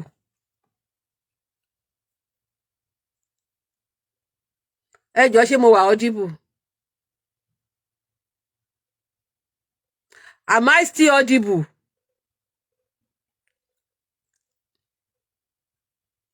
Am I still audible? Kí má kàn máa sọ̀rọ̀ lọ because that thing left ó padà wá ni. Mi ò rí comment o. Am I still audible? Okay. So àwọn tí wọ́n ń purọ́ pé Jésù wà nínú Ifá, pé adífá fún Jésù adíkíní kan, irọ́ ni. Ṣé Ifá máa sọ Latin ni? Ifá ò sọ Latin, irọ́ ni. Ẹ ṣé Ifá ò sọ Latin. Adífá fún Jésù ọkàn bíi Olódùmarè, ẹbọn náà ni kó máa mú ṣe. Bàbá ńlá irọ́ ni o, kì í ṣe Jésù o. Tí Jésù bá tiẹ̀ wà nínú Ifá, kì í ṣe Jésù ti àwọn Christian. Irọ́, Ifá ò sọ Latin. Latin ni Jésù, Greek ni Jesus. Latin àti Greek ọmọ ìyá ni wọ́n. Ìran kan náà ni gbogbo wọn ti wá. So kò sí Ifá tó sọ Latin, kò sọ sáfá tó sọ pé adífá fún Jésù tàbí tó dífá fún Jésù. Ìyẹn Jésù táwọn Christian gbé wá, wọn Maria. Kò sí Ifá tó dá fún, irọ́ ni gbogbo ẹ̀. Ara àwọn mental program, ṣe mọ̀ pé tí irọ́ bá ti ń pẹ́, irọ́ máa ń bírọ́. Bí nǹkan tí Òjèjì Ògbé sọ pé irọ́ gorí irọ́, irọ́ pin, òtítọ́ korò ó dọ̀. So àwọn irọ́ tó dé pẹ̀lú ẹ̀sìn, òun ló di pé Jésù wà nínú Ifá. Tí Jésù, tí tó bá yẹ pé lóòótọ́ ni Jésù wà nínú Ifá, kò ń ṣe Jesus Christ àwọn Christian. Jẹ́ kí ewé ó sùn, ó yàtọ̀ sí Jésù. Pé Jésù wà nínú Ifá, àwọn bàbá wa wọ́n mọ̀, létà ni, irọ́ ni, na láíláí. So pásítọ̀ yìí wá sọ nǹkan kan, ìyẹn la máa fi parí ọ̀rọ̀ wa, ipe àwọn bàbá wa, ipe àwọn ìbejì, ipe gbogbo ìbejì tó wà nínú ṣọ́ọ̀ṣì òun pátá, ó ní ká ní pé kò kì í ṣe àwọn missionary, ó ní gbogbo wọn máa ti kú. Ó ní mo ṣe sọ lẹ́ẹ̀kan pé òrìṣà ìbejì, ṣé àwọn òyìnbó ló wá sọ fún àwọn bàbá wa pé òrìṣà ìbejì, ṣé báwọn òyìnbó gan ló wá abolish, ló wá sọ pé Christianity gan òun ló abolish òrìṣà ìbejì. Ṣé mọ̀ pé tó bá bí ìbejì, ṣé mọ̀ pé òrìṣà ni ìbejì. Gbogbo rituals tó máa ń ṣe fún ìbejì lénìí, ṣebí Christianity ló ń try láti abolish ẹ̀, àti Islam. Tó yẹ pé àwọn tó ń ṣe ìṣẹ̀ṣe nìkan ló ń ṣe, most àwọn tó ń jẹ́ Christians wọn ò ṣe mọ́. Wọ́n bá dẹ̀ bímọ, ọmọ yẹn tó yẹ kó ṣe ìmí àwa daṣẹ́wó, ìmí àdolè. Torí pé nǹkan tó yẹ kẹ́ ti ṣe fẹ́lẹ̀ dá ọmọ yẹn ẹni kan máa ṣe mọ́. Ó dẹ̀ wá sọ wípé wọ́n ń pa wọ́n láwọn tó yẹ pé òrìṣà ni wọ́n. Ṣé rí báwọn pásítọ̀ ṣe máa ń parọ́? Ṣé rí ká dúpẹ́ pé ìṣẹ̀ṣe ò parẹ́, bìkọ́ ká ní pé ìṣẹ̀ṣe ti parẹ́ ni wọ́n kàn máa pa irọ́ yẹn fún wa lọ ni. Then number 2, òrìṣà wo ni wọ́n ń bọ tí a fojú wa rí báyìí tí wọ́n ń pààyàn sí díẹ̀? Nǹkan tẹ́ sọ káwọn bàbá wa ń pààyàn yìí, àwọn bàbá wa ń ṣèdájọ́ lóòótọ́, wọ́n ń bẹ́ orí àwọn èèyàn tí ò dáa bá ṣe gbọ́ nínú ìtàn. Ìyẹn omi kan fi wọ́n ṣètùtù. Ìgbà tó òyìnbó dé, òyìnbó kò bọ́n dé ní Europe tẹ́lẹ̀ náà, wọ́n ń bẹ́ orí àwọn ọ̀daràn, wọ́n ń bẹ́ orí àwọn èèyàn tí ò dáa ni. Wọ́n sì ń bẹ dọ̀la ní Saudi Arabia, àwọn tó bá ti ṣe nǹkan tí ò dáa wọ́n sì ń bẹ́ orí wọn. Gbogbo ìlú ló ní ìdájọ́. So àwọn tó ń ṣe nǹkan tí ò dáa láwùjọ ńgbà náà tí wọ́n ń bẹ́ orí wọn, ṣé àwọn yẹn náà fi ṣètùtù? Because ìmọ̀gún ni wọ́n náà máa ń pè bẹ̀, kì í ṣe ìdí ògún. Àwọn tó ń ṣe fíìmù, torí máa yẹn ní pé tẹ bá ti wo fíìmù, ó ní kẹ́ wo nǹkan táwọn tó fi ń ṣe fíìmù yẹn ó lóòótọ́ ni. Ó dùn mí gan pé fídíò yẹn mi ò ṣe kíní.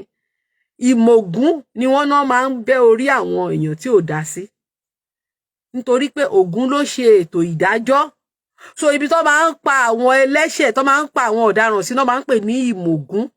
Ṣé rí báwọn onítíátà ṣe da sísítẹ́ẹ̀mù yẹn rú?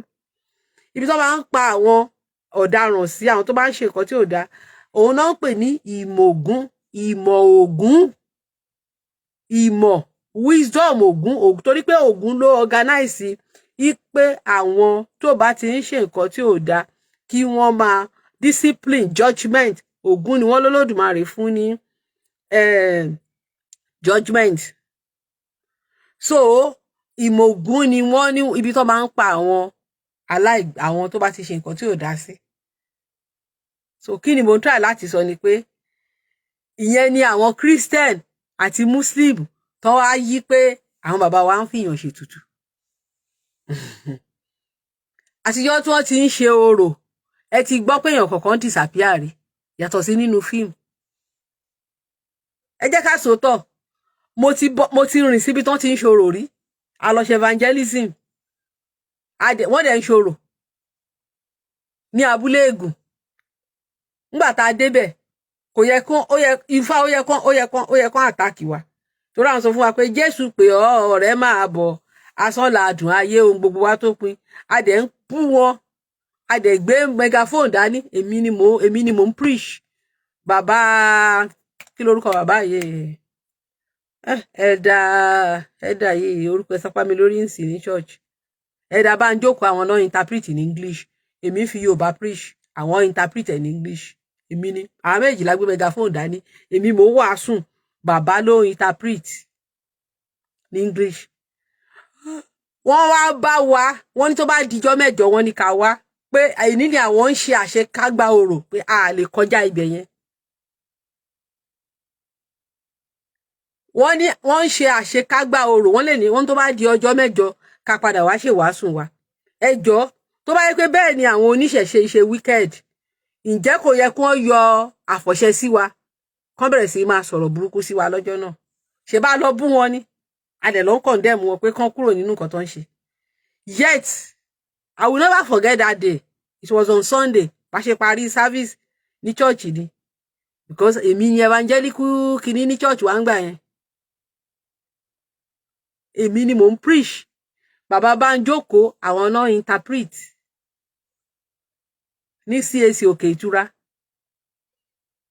Ó yẹ kí wọ́n yọ àfọ̀ṣẹ sí wa àbí nǹkan kan, àbí kìí ṣe nǹkan tó bá jẹ́ àwọn Christian ló ń ṣe nǹkan táwọn oníṣẹ̀ṣe wá lọ àárín wọn, ṣé Christian tolerate tó yẹn?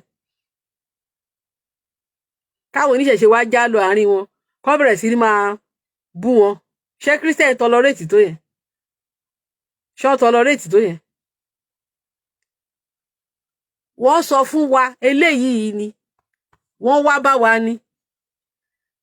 Torí wọ́n ní a lè kọjá ibí yìí, wọ́n ní ká máa lọ, tó bá dijọ́ mẹ́jọ ká wá wàásù, ká wá ṣe nǹkan tá fẹ́ ṣe. Pásítọ̀ yìí yàtọ̀ sí nínú fíìmù, ibo ni wọ́n ti ṣe orò téèyàn ti sọnù rí? Ibo náà ti ṣe orò téèyàn ti sọnù rí? Orò tí pásítọ̀ yìí sọ yìí tó fi ń ṣe yìí, ṣé mọ̀ yí pé orò yìí nígbà táwọn bàbá wa nígbà tó ń tẹ̀lúdó, ṣé mọ̀ pé nínú tradition wa irúnmọlẹ̀ ló níṣẹ́ tó ń ṣe. Iṣẹ́ tí orò ń ṣe ni láti máa lé àwọn ajogun. Agbára tọ́lọ́lódùmarè fóun nìyẹn. Orò, egúngún, ìdí tó ṣe máa ń ṣe egúngún náà nìyẹn. Egúngún, orò, iṣẹ́ tí wọ́n ń ṣe ni pé agbára tọ́lọ́lódùmarè fún wọn ni láti lé àwọn ajogun, àwọn ẹ̀mí ibi, àwọn tó ń ṣe mọ̀ pé tibitiri la dálé ayé. Ìgbà tọ́lọ́dùmarè ti mọ̀ pé ilé ayé wà ní both positive and negative, Olódùmarè ti fún wọn ní ìmọ̀ tí wọ́n máa fi lè bá tẹ́ máa fi gbé. Ẹ mọ̀ wá ní láàrin ẹ̀gún màrìwò máa ṣọlá, ẹ̀gún á wà láàrin màrìwò, màrìwò á wà láàrin ẹ̀gún, ẹ̀gún òdẹ nígun. Olódùmarè fún àwọn bàbá wa ní agbára tó fi lè gbé láàrin àwọn negative forces tí nǹkan kan ò dẹ̀ ní lè ṣe wọ́n. Tìbìtìrẹ la dálé ayé. So àwọn orò yìí nígbà táwọn bàbá wa lọ ń tẹ̀lúdó torí wọ́n tó bá fẹ́ lọ tẹ̀lúdó tó bá ti béèrè lọ́wọ́ Ifá tífá bá ti líìdì wọn èṣù láàlú àti àwọn ìyá mi àwọn ni wọ́n máa ń consult láìsí èṣù láìsí àwọn ìyá mi wọn ò lè rí ìlú tẹ̀dó. Ṣé ti rí báyìí Ifá òrìṣà àti àwọn ìyá ìlú yìí tó bá ti wá débi tífá sọ pé ibí yìí ni kan dúró sí. So wọ́n á wá ṣe àkóṣe odù tó bá tẹ̀lú yẹn dó Ifá máa sọ wọ́n á wá ṣe àkóṣe Ifá ìlú yẹn wọ́n á ṣe Ifá ìlú yẹn fún ìlú yẹn nínú ibi tó wà yẹn o inú igbó ni o.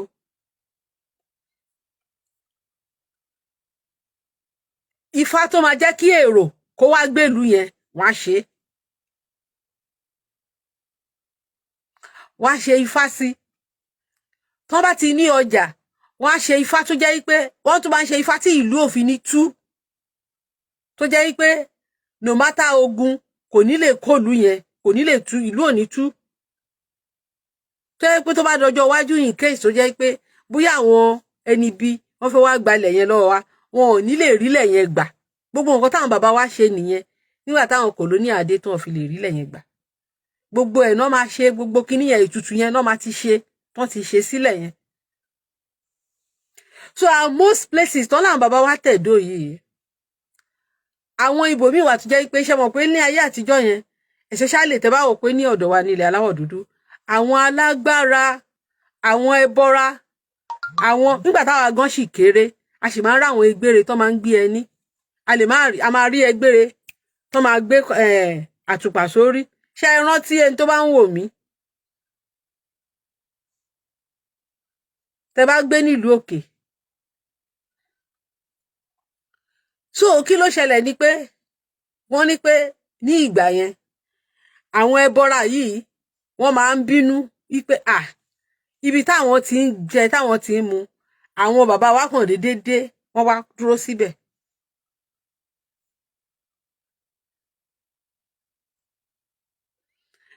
So wọ́n wá máa disturb ṣé wọn kó ti dìjà láàrin ọmọ ènìyàn sìn àti àwọn egbére yẹn ni wọ́n ń pè ní eníyàn àwọn egbére àwọn ẹbọra àwọn ìwìn yẹn àwọn náà ń pè ní eníyàn ó ti dìjà láàrin ọmọ ènìyàn àti eníyàn nísìn Olódùmarè ló fi wá ṣọ̀gá wọn torí àwọn ni wọ́n ní Olódùmarè kọ́kọ́ dá kó tó dá àwa. Ẹ ṣé bàbá mi Àdìsá Ṣótáyọ̀. So kí ni mò ń gbìyànjú láti sọ ni pé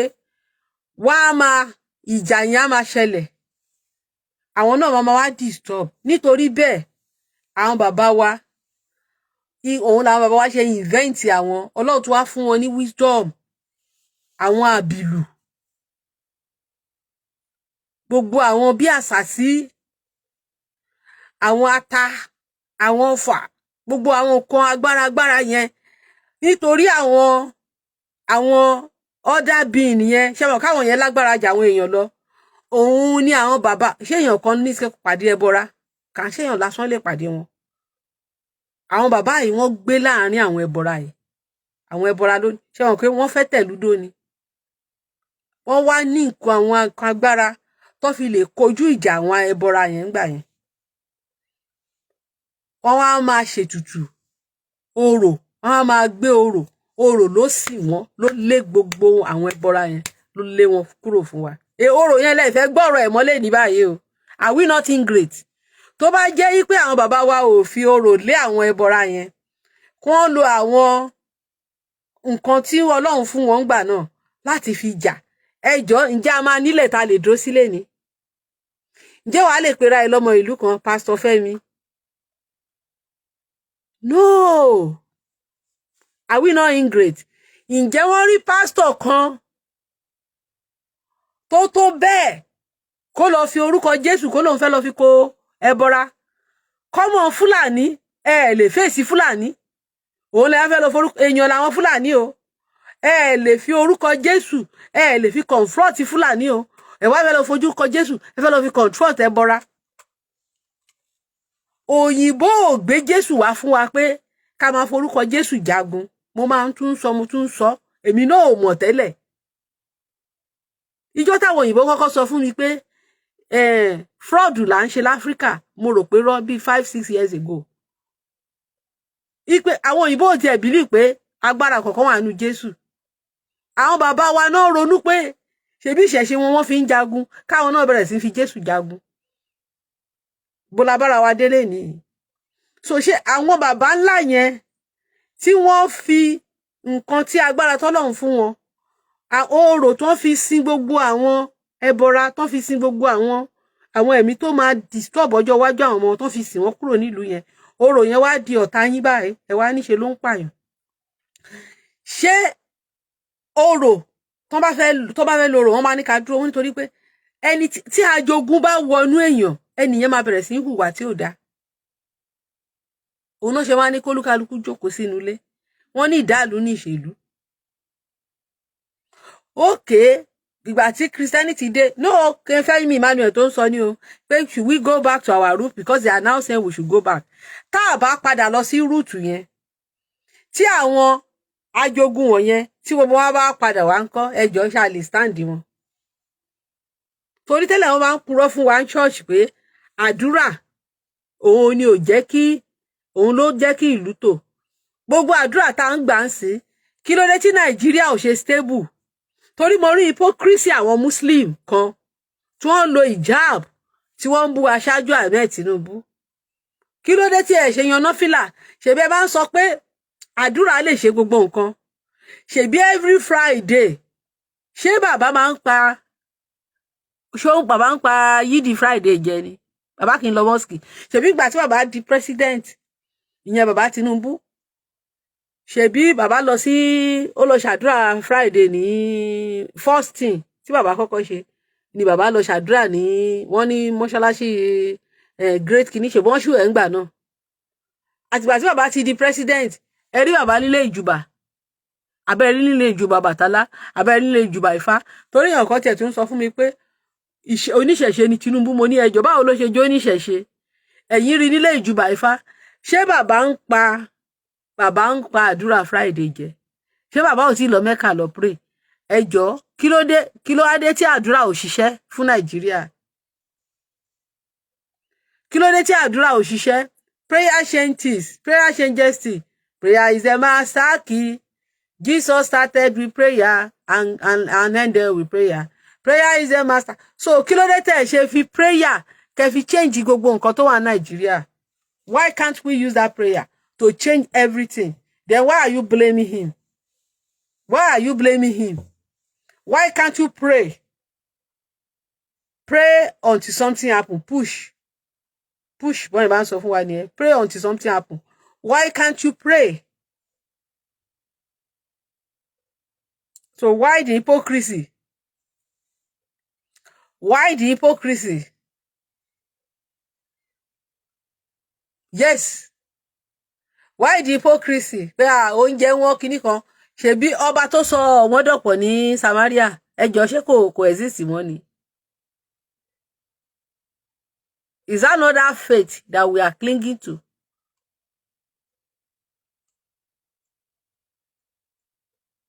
Why the hypocrisy?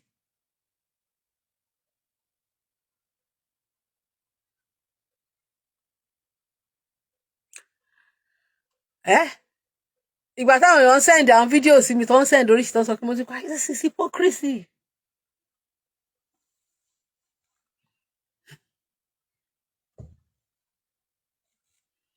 Ìyẹn kọ́ ni mò ń try láti sọ. I'm trying to say is that tí bàbá bá lọ sí ọ̀dọ̀ Aláàfin to receive prayer àti bàbá ti wà ní tó ti débẹ̀ yẹn ṣé bàbá ń lọ sí ilé ìjùbà? That's the question. Did he go to ilé ìjùbà? Or ṣé ó lọ sí ilé ìjùbà? Kì í ṣe mọ́ṣáláṣí ni bàbá ń lọ ní. Ṣèbí pásítọ̀ níyàwó bàbá?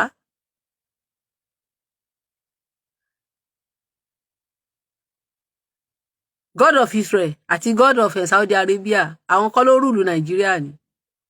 Ṣé bàbá gbà tó ń ṣọdún fá ẹ rí bàbá ń bẹ̀ àbí ẹ rí bàbá níbi kìíní bọ̀ tó máa ń ṣe fìdíò àbí tó ń ṣe nǹkan kì í ṣe bẹ̀lẹ́ máa ti rí bàbá ni what are you saying ẹ jẹ́ ká fèsì fact no nǹkan tí mo sọ ni pé tí prayer bá ń work ṣó yẹ kó rí bẹ́ẹ̀ ẹ ṣé bàbá mi prayer does not kò ṣiṣẹ́ kankan ni mò ń try láti sọ ṣé wọ́n sọ fún yín pé Tinubu kì í gbàdúrà àwọn kan wà lórí awọ fún náà tó ń ṣe prayer bẹ́ẹ̀ dẹ̀ làwọn wòlíì tó ń lọ sórí òkè tó ń ṣe gbogbo ẹ̀ so ṣé prayer work nìyẹn kò ṣiṣẹ́ ni mò ń try láti sọ prayer ò ṣiṣẹ́ because when you pray amiss you are wasting your time there are so many things in Nigeria lack develop produce kò sí nation tí ó produce tó máa great we are not producing kí ni àwa ń ṣe tá fi help the world produce now produce everybody pastor mo ronú lẹ́lẹ́ ni mo ní the same group ni pastor àfà ẹni gbogbo àwọn ọmọ kéékèèké wá ń sin ṣèyíkì ni wọ́n àwọn ọmọ tí wọ́n ti gbọ́yàn lẹ́nu wọn ṣèyíkì ni wọ́n lórí íńtánẹ́ẹ̀tì àwọn ọmọ tó sì ń mọyàn ṣèyíkì ni wọ́n àwọn ọmọ kéékèèké wòlíì ni wọ́n ṣe bá ní ọmọ wòlíì 9 years ní ọmọ kan báyìí tó ń pe àwọn màmá tó ń sọ fáwọn màmá àgbàlagbà pé jókòó kúnlẹ̀ síbẹ̀ yẹn ọ̀run á ṣe kinní kan lọ́mọ kékeré lórí òkè wọ́n ní wòlíì kékeré tó dẹ̀ ń sọ̀rọ̀ sáwọn grandma ẹ̀ pé kinní kan tó ń lówó fún wọn tó ń sọ̀rọ̀ sí wọn bí ẹgbẹ́ ẹ̀ wòlíì àwọn quick money gbogbo wa ń wà tó bá ń ṣe wòlíì tó bá jẹ́ pastor o ò lè produce wọn máa dáwó fún ẹni olórin alágbe àwọn ayọ̀mọ̀ pé àyàn tiẹ̀ wà nínú tradition alágbe àwọn musician tó ń kọrin the same group nìyí actor and actress nǹkan kan náà nìyí actor náà á lo skill ẹ̀ ni àti musician àtàfà group kan ní nǹkan tí gbogbo èèyàn ń ṣe é sí nìyẹn Nàìjíríà nǹkan tí àwọn èèyàn fẹ́ ṣe é sí fẹ́ kọrin ó fẹ́ act ó fẹ́ ṣe pastor ó dẹ̀ fẹ́ ṣàfà àwọn mélòó ló fẹ́ ṣiṣẹ́ oko àwọn bàbá wa ní ayé ìgbà títí wọn àwọn bàbá tẹpẹlẹ ní ẹ̀kọ́ bí òyìnbó ṣe bẹ̀rẹ̀ làwọn náà ṣe bẹ̀rẹ̀ tó ń producer làwọn bàbá wa láyé àtijọ́ wọn ń ṣe consumer they were producing wọn ò wo foreigner fún àtijẹ àtimu wọn gbogbo nǹkan tí wọ́n ṣe ìkòkò wọn aṣọ gbogbo ẹ̀ wọ́n ṣe sálúbàtà Ọlọ́wọ̀ wọ sálúbàtà idẹ hin Ọ̀rúnmìlà wọ sálúbàtà idẹ hin Ìyẹ̀rẹ̀ Ifá ló sọ bẹ́ẹ̀ odù Ifá ló sọ bẹ́ẹ̀ wọ́n ṣe adé diamond adé gold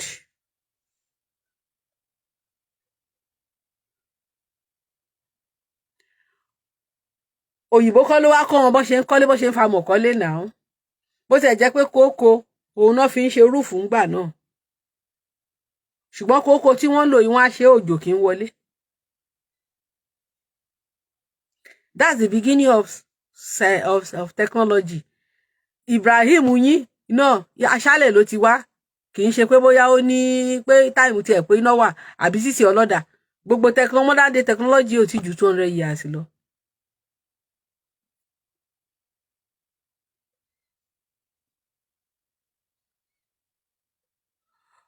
So okay aṣọ òkè wa yẹn ẹ jọ̀ọ́ ǹjẹ́ kò yẹ ká tiẹ̀ ti sọ di international kí gbogbo ayé máa bá wa wọ̀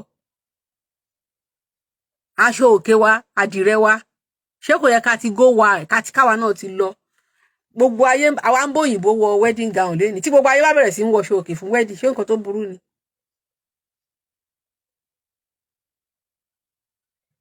ṣé mọ̀ pé ìgbà kan wà tá ń lọ ṣe òkè àwọn káwọn ò tún láṣọ òkè mọ́ sí pé damask náà tún lọ ń rà ń sìn damask náà tún lọ ń rà ń sìn náà kò sí àrà tí ò yẹ ká ti faṣọ òkè yẹn dá a lè ti ṣe sí lace ká ti ṣe sóríṣiríṣi nǹkan ṣé à ń frustrate àwọn oníṣẹ́ ọwọ́.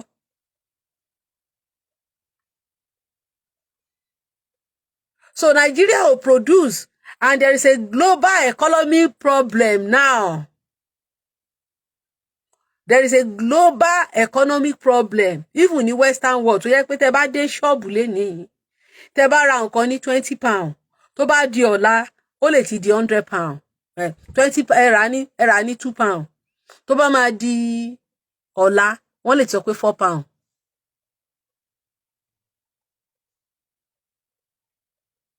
Everything wọ́n sí every day torí ọ̀rọ̀ Ukraine àtìgbà tọ́rọ̀ Ukraine yẹn ti ṣẹlẹ̀. There is a global economy problem. There is a global economy problem. So global economy problem pẹ̀lú àwọn nation ti country tí ò wá produce rárá ẹ mọ̀ kó máa worst. Nǹkan tó fa problem fún wa nìyẹn. Ìgbà tá a abandon oko làwọn Fúlàní take over oko lọ́wọ́ wa. People stop going to farm. Àwọn pastor á sọ fún yín pé ìran mẹ́ta kì í tòṣì. Bàbá ṣe mí lólú ọmọ. Jésù ṣe mí lólú ọmọ. Borí bá pẹ́ nílẹ̀ àdìrẹ ìran mẹ́ta ò gbọ́dọ̀ yín ò lòṣì. Àgbẹ̀ náà ń pè lólòṣì o. Bẹ́nìyàn bá ṣe nílé Èkó bí ò bá rí mú wọ́n á ní kó padà sílé bàbá rẹ̀ nínú oko kòkó nínú oko obì màmá jẹ́ ń padà sábúlé o lọ roko Olúwa Olúwa.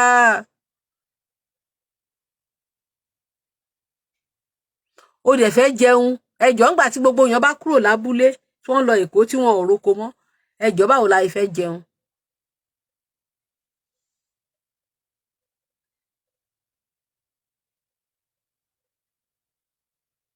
Àfọwọ́fà tiwa náà wà ń bẹ̀ mí iye kó mò ń gbèjà Tinubu o mi ní Tinubu wà òkè o bọ̀yé táwa náà dá ń bẹ̀ pọ̀. Minority làwọn tó ń ṣe kinní yẹn so kò kárí àwọn tó dẹ̀ ń tajà wọ́n láti fowó kún so that because tó bá tà á ní cheap àwọn náà fẹ́ lọ ra ẹ̀wà ti wọ́n ìrẹsì ti wọ́n so àwọn náà máa tà á lówó gọbọi nǹkan tó ṣẹlẹ̀ nìyẹn náà but tó bá yẹ pé everybody ló produce ṣọ́ máa lè tà á ní owó gọbọi fún wa.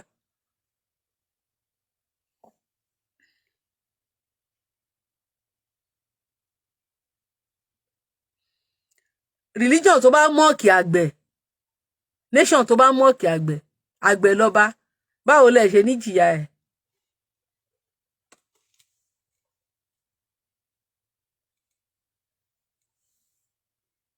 Exactly bàbá mi. So èyí táwa náà fọwọ́ ara wa fà ó wà ń bẹ̀.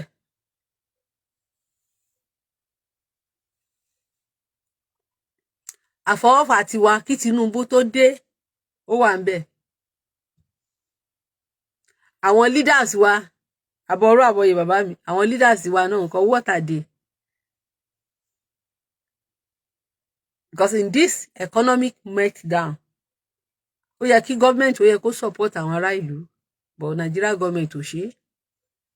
Tán bá tiẹ̀ ní kán lọ fún àwọn èèyàn palliative kí náà máa ṣe àwọn ló máa tún kó sápò.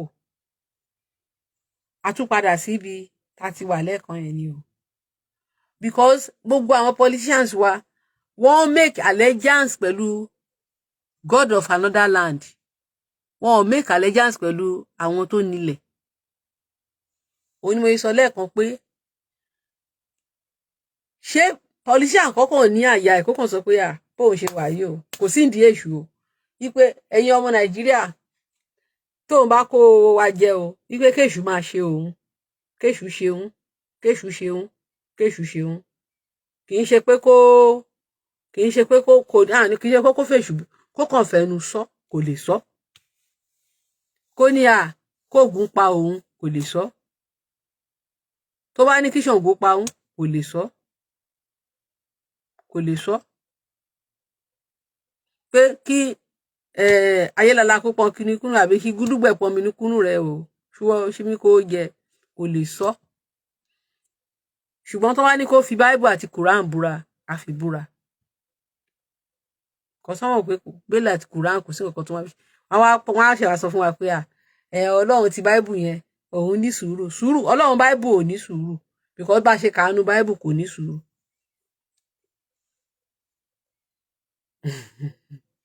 ṣé ẹ ti rí bẹ́ẹ̀ yẹn so ẹ tó sọ lẹ́nu ó sọ àpò ìyàkọ́.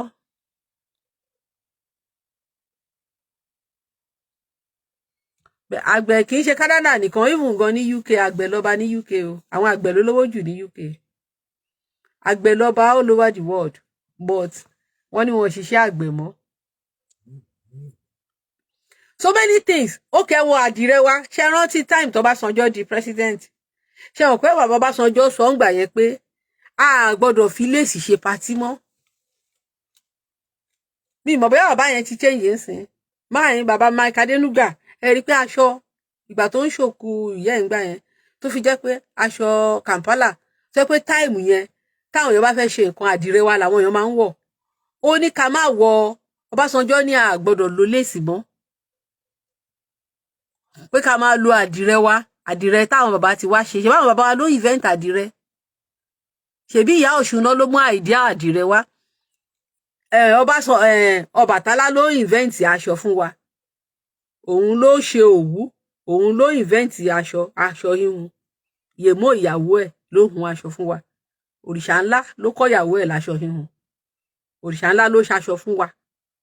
Aṣọ ọ̀gbọ̀, aṣọ gbogbo àwọn aṣọ táwọn bàbá wa máa ń lò nígbà yẹn tó jẹ́ tíìkù wọn, Ọbàtálá ni. Aṣọ òkè gbogbo nǹkan táwọn wọlé ni Ọbàtálá ni. Ọjọ́ kan mo rí èèyàn kan tó wọṣọ òkè tó ń júbà Jésù, mo ní òmóre, Ọbàtálá ló ránṣọ fún ẹ, kì í ṣe Jésù. So kí ni mò ń gbìyànjú láti sọ ni pé but the idea aró ká tún máa paṣọ láró ká máa ṣe, Ọ̀ṣun ni wọ́n ló ṣe yẹn fún wa. Ọ̀ṣun ló invent aró, Ọ̀ṣun ló invent aró tá fi ń ṣe bíi tàdìrẹ táwọn bàbá wa máa dìrẹ tán máa ṣe patterns aṣọ tán fi bẹ̀rẹ̀ sí ní ṣe pattern. Ẹ mọ̀ pé aṣọ funfun òwú ni aṣọ funfun. Yèyé Ọ̀ṣun tó jẹ́ rúnmọlẹ̀ ni o, kì í ṣe Yèyé Ọ̀ṣun torí wọ́n ti da gbogbo ẹ̀ pọ̀ o. Yèyé Ọ̀ṣun rúnmọlẹ̀, òrìṣà ńlá rúnmọlẹ̀ ló ṣaṣọ fún wa o. So aṣọ lọ́bàtálá tó ṣe fún wa, aró tán á fi bẹ̀rẹ̀ sí ní pa aṣọ, tán fi bẹ̀rẹ̀ sí ní change colour aṣọ, tán á ṣe red, tán á ṣe, Yèyé Ọ̀ṣun náà ló invent ẹ̀ fún wa. Àdìrẹ wa ẹjọ́ ibo la promote ẹ̀ dé. Òyìnbó ló gbà tó òyìnbó gbàǹkàrà dé ìjà wa àdìrẹ wa mọ́. Support we our produce our productive. Ẹ wo gbogbo àwọn genius tó brilliant. Máa nǹkan mo show video ẹ̀ last time tí mo ṣe kínní. Ọbásanjọ́ lórúkọ máa yẹn. Ó invent ọkọ̀ tó ń rìn lórí omi tó tún lè fò. Ẹjọ́ ǹjẹ́ wọ́n support máa yẹn? Wọ́n support ẹ. Báwo ni Nàìjíríà ṣe fẹ́ grow? Dr. Abalaka ó rí solution, permanent solution sí HIV.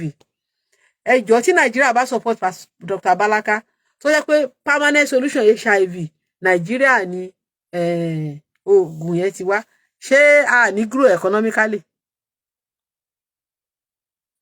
Ìgbà tí COVID-19 dé, Morris Iwu ó lóun rí kíní COVID ṣe, ǹjẹ́ Nàìjíríà lò? Nation tó jẹ́ pé gbogbo ayé yín ẹ rely lórí ará ìta fún gbogbo nǹkan tẹ́ ń ṣe, báwo lẹ ṣe fẹ́ grow? Báwo lẹ economy wa ò ṣe ní collapse? Báwo lẹ economy wa ò ṣe ní collapse? Nǹkan yẹ ọkàn tá a gbójú ló lepo. Epo nìkan ṣoṣo la gbójúlé, epo dẹ̀ ti fall. Kódà àwọn òyìnbó ti fẹ́ ṣe mọ́tò tí ò tiẹ̀ ní lo epo mọ́, electric car tí ò ní lo epo mọ́. Nǹkan tá a dẹ̀ gbójúlé nìyẹn tó ń gbé country wa. Lẹ́yìn tí Goodluck ti lọ, lepo ti fall. Ẹ mọ̀ pé wọ́n níjọ́ tó máa fi aago sórí àmùkọ́ ló máa ń wó. Kò ṣe ọjọ́ bá fogun aago sórí àmù ló máa ń wó náà. Nǹkan ẹyọ kan tá a gbójúlé lepo, a ní nǹkan kan ju epo lọ.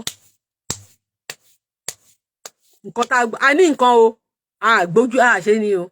Gold wa tó yẹ kó fi bú economy, àwọn Chinese ló ń wa kùsà. Wọn ò fi ṣe nǹkan kan tó add value sí ìlú.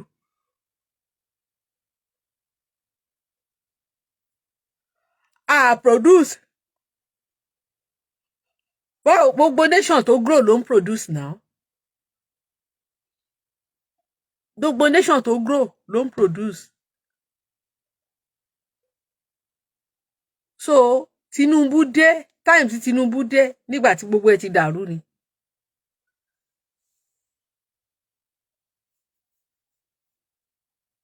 Ó tún wá jẹ́ time tí global economy tó ti fall.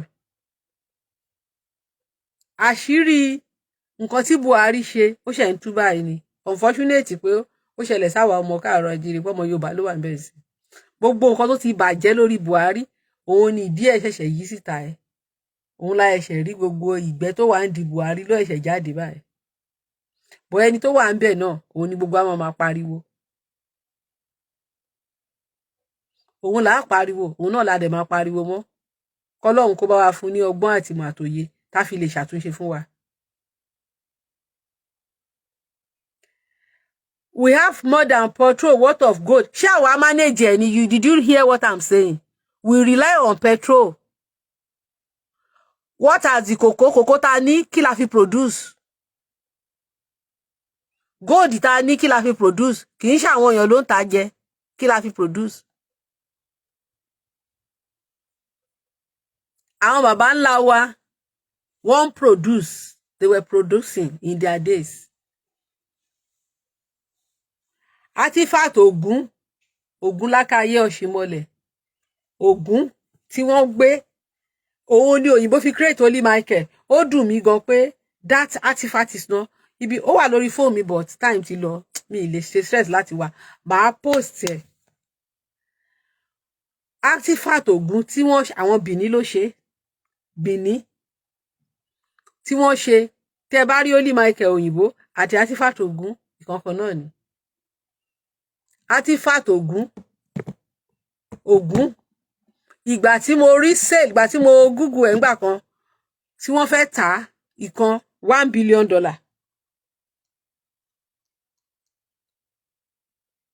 Ṣé gbogbo nǹkan táwọn bàbá wa ń ṣe nìyẹn? Ṣé òyìnbó ló kọ́ wa ní sculpture? Òyìnbó ló kọ́ wa ní gbogbo yẹn? Òyìnbó ò kọ́ wa now.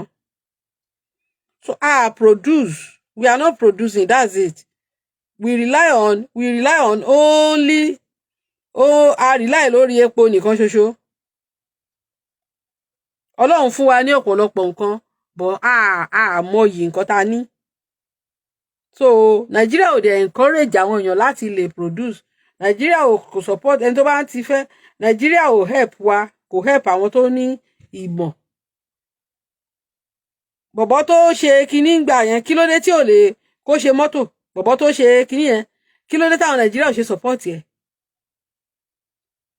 Ṣèbí tó bá support ẹ̀ táwọn èèyàn wá rà ṣe báwọn Ìgbò ṣe wà yẹn. Kò sí nǹkan tí wọ́n ṣe ní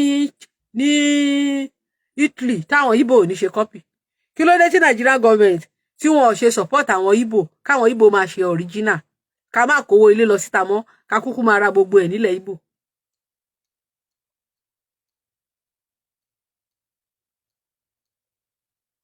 Wọ́n ń ṣe fake drug wọ́n ń ṣe gbogbo ẹ̀ tí wọ́n bá monitor wọn ṣé wọn ò ní ṣe gidi ṣe báwọn Chinese ń ṣe fake tẹ́lẹ̀ ṣe báwọn náà ló ń ṣojú lówó ń sìn. Kí ló dé tí Nàìjíríà ò ṣe support wọn? Why? So gbogbo nǹkan tó fa problem fún wa nìyẹn. Gbogbo nǹkan tó fa problem fún wa nìyẹn. Ẹ bá tiẹ̀ po fúnyàn lówó gan kó lọ máa fi ṣe business. The question is that tẹ́nìyẹn ò bá ṣe nǹkan kún owó yẹn ẹ jọ̀ọ́ ṣó máa ṣe kinní? Kò lè ṣe náà. Ó ti rẹ̀ mí o. Ó ní kankan tí mo fẹ́ wá tí mo fẹ́ fi hàn wá tí n bá rí àǹtó tí mo fẹ́ wà. Tẹ́ mọ̀ pé wọ́n gba yín. Èmi mo ti kọ gbogbo kinní yìí tẹ́lẹ̀tẹ́lẹ̀. Ìgbà tí mo ti kọ àwọn post ńgbà yẹn kò tí yé mi dáadáa. Kò dàbí ìsìn téèyàn bá lọ gba knowledge tó bá gba knowledge ṣẹ̀ṣẹ̀ sí kò complete. Mo ń bọ̀ mo fẹ́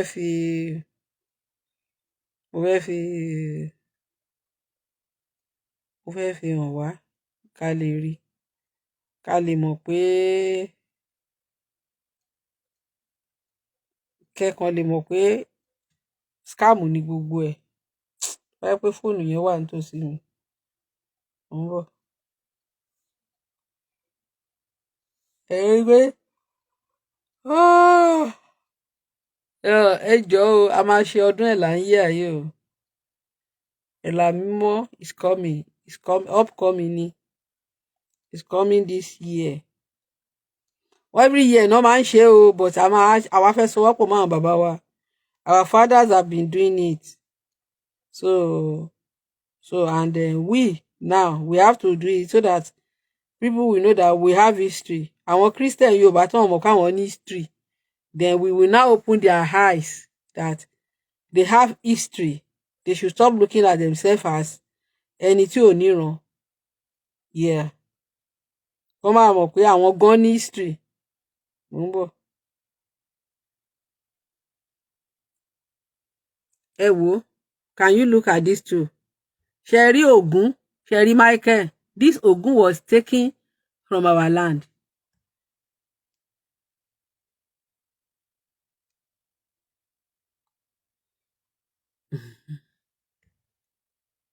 Ìgbà táwọn Potokí tán wá ni wọ́n gbélé kúrò nílẹ̀ yín. Ògún. Ṣé rí, wọ́n padà gbélé wá fún yín. Holy Michael yẹn wá dúró sórí èèyàn dúdú, ó wá tẹ̀yàn dúdú mọ́lẹ̀. Ṣé mọ̀ pé nǹkan burúkú nìyẹn?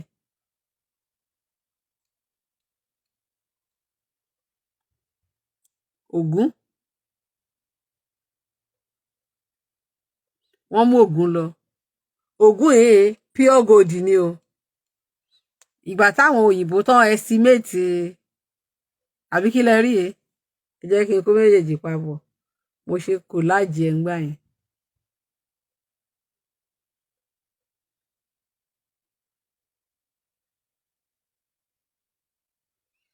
So kí ni mo ń try láti sọ ni pé ìgbà táwọn òyìnbó tí wọ́n tán estimate nǹkan tó fi produce Ògún yìí $1 billion ni wọ́n tà. $1 billion.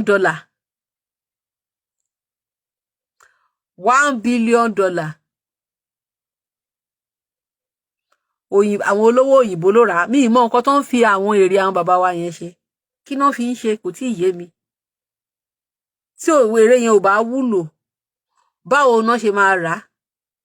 $1 million jàre, mo fẹ́ sọ. $1 million.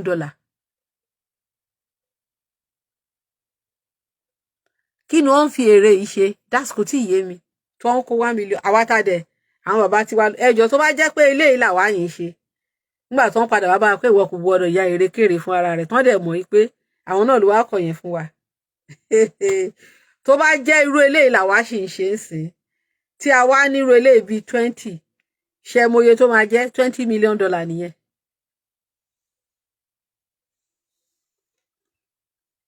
$20 million.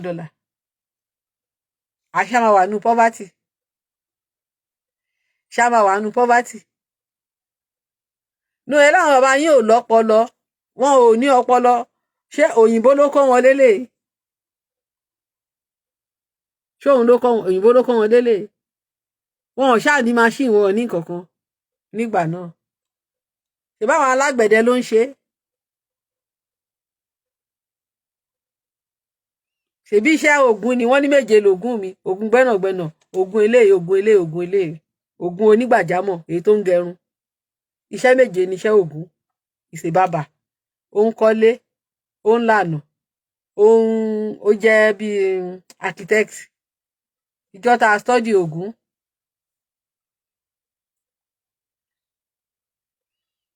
Okay, Reverend, thank you. It's your work. Wow. So ẹ wo bó ṣe wá ṣe. Ìyàtọ̀ tó wà nínú Ògún àti Holy Michael. Ògún lélẹ̀ báyìí, Holy Michael lélẹ̀.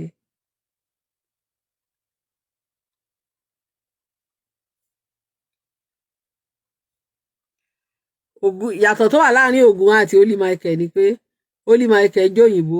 Àbí kí lẹ rí? The same thing. Àbí ìṣe the same thing ni. wọ́n photocopy photocopy kò easy photocopy náà gbélé wa lọ́wọ́ ẹni tó bá ẹ wá sọ photocopy di ẹ wá sọ pé photocopy lójúlówó. I laugh at you guys.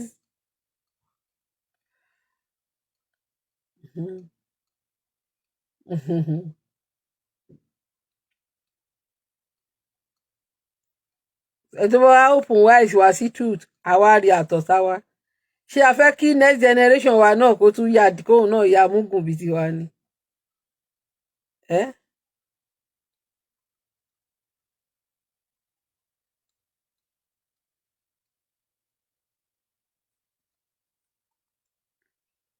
gbogbo ilé báyìí ẹ wo mi ò fẹ́ lọ síbẹ̀ yẹn léni a wá padà kọ́ra wa bọ́n ṣe gbá wa bọ́n ṣe fake bọ́n ṣe change everything yes everything tẹ́lẹ̀tẹ́lẹ̀ èèyàn dúdú ni náà ṣebí èèyàn dúdú làwọn òyìnbó ń bọ tẹ́lẹ̀ ṣebí later náà change ẹ̀ 1492 náà change ẹ̀ náà kan tó accept ẹ̀ náà fẹ́ tó 200 years.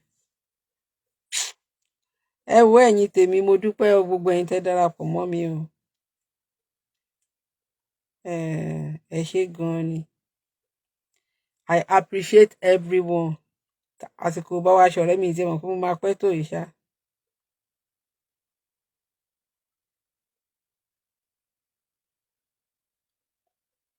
èèyàn pé mo máa pẹ́ tó yìí so I need to go now. mo dúpẹ́ gan everybody ẹ ṣé.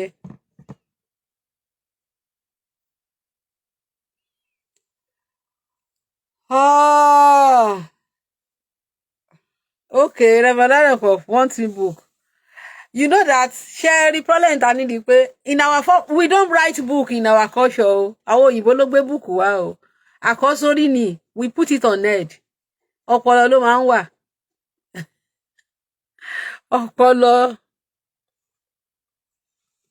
Ọpọlọ ni.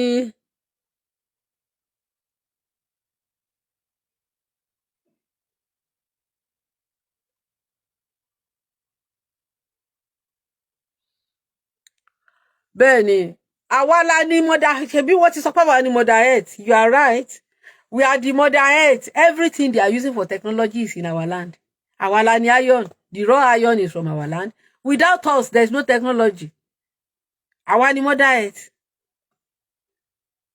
àwa ní mother earth everything what they are doing for technology they are taking it from our land ẹ ṣé bàbá ẹ ṣé bàbá mi. ẹ ṣé o Reverend Aládàpọ̀ Ken Àríyọ̀ bàbá mi Ken Joseph Ṣóǹdé ẹ ṣé o ẹ bọ́wù mi gbogbo yín kálíbà ẹ ṣé o àti ìsàṣótáyọ̀ mo dúpẹ́ lọ́wọ́ yín ẹ ṣé Jọkẹ́ Bọ́dúnrin ẹ ṣé o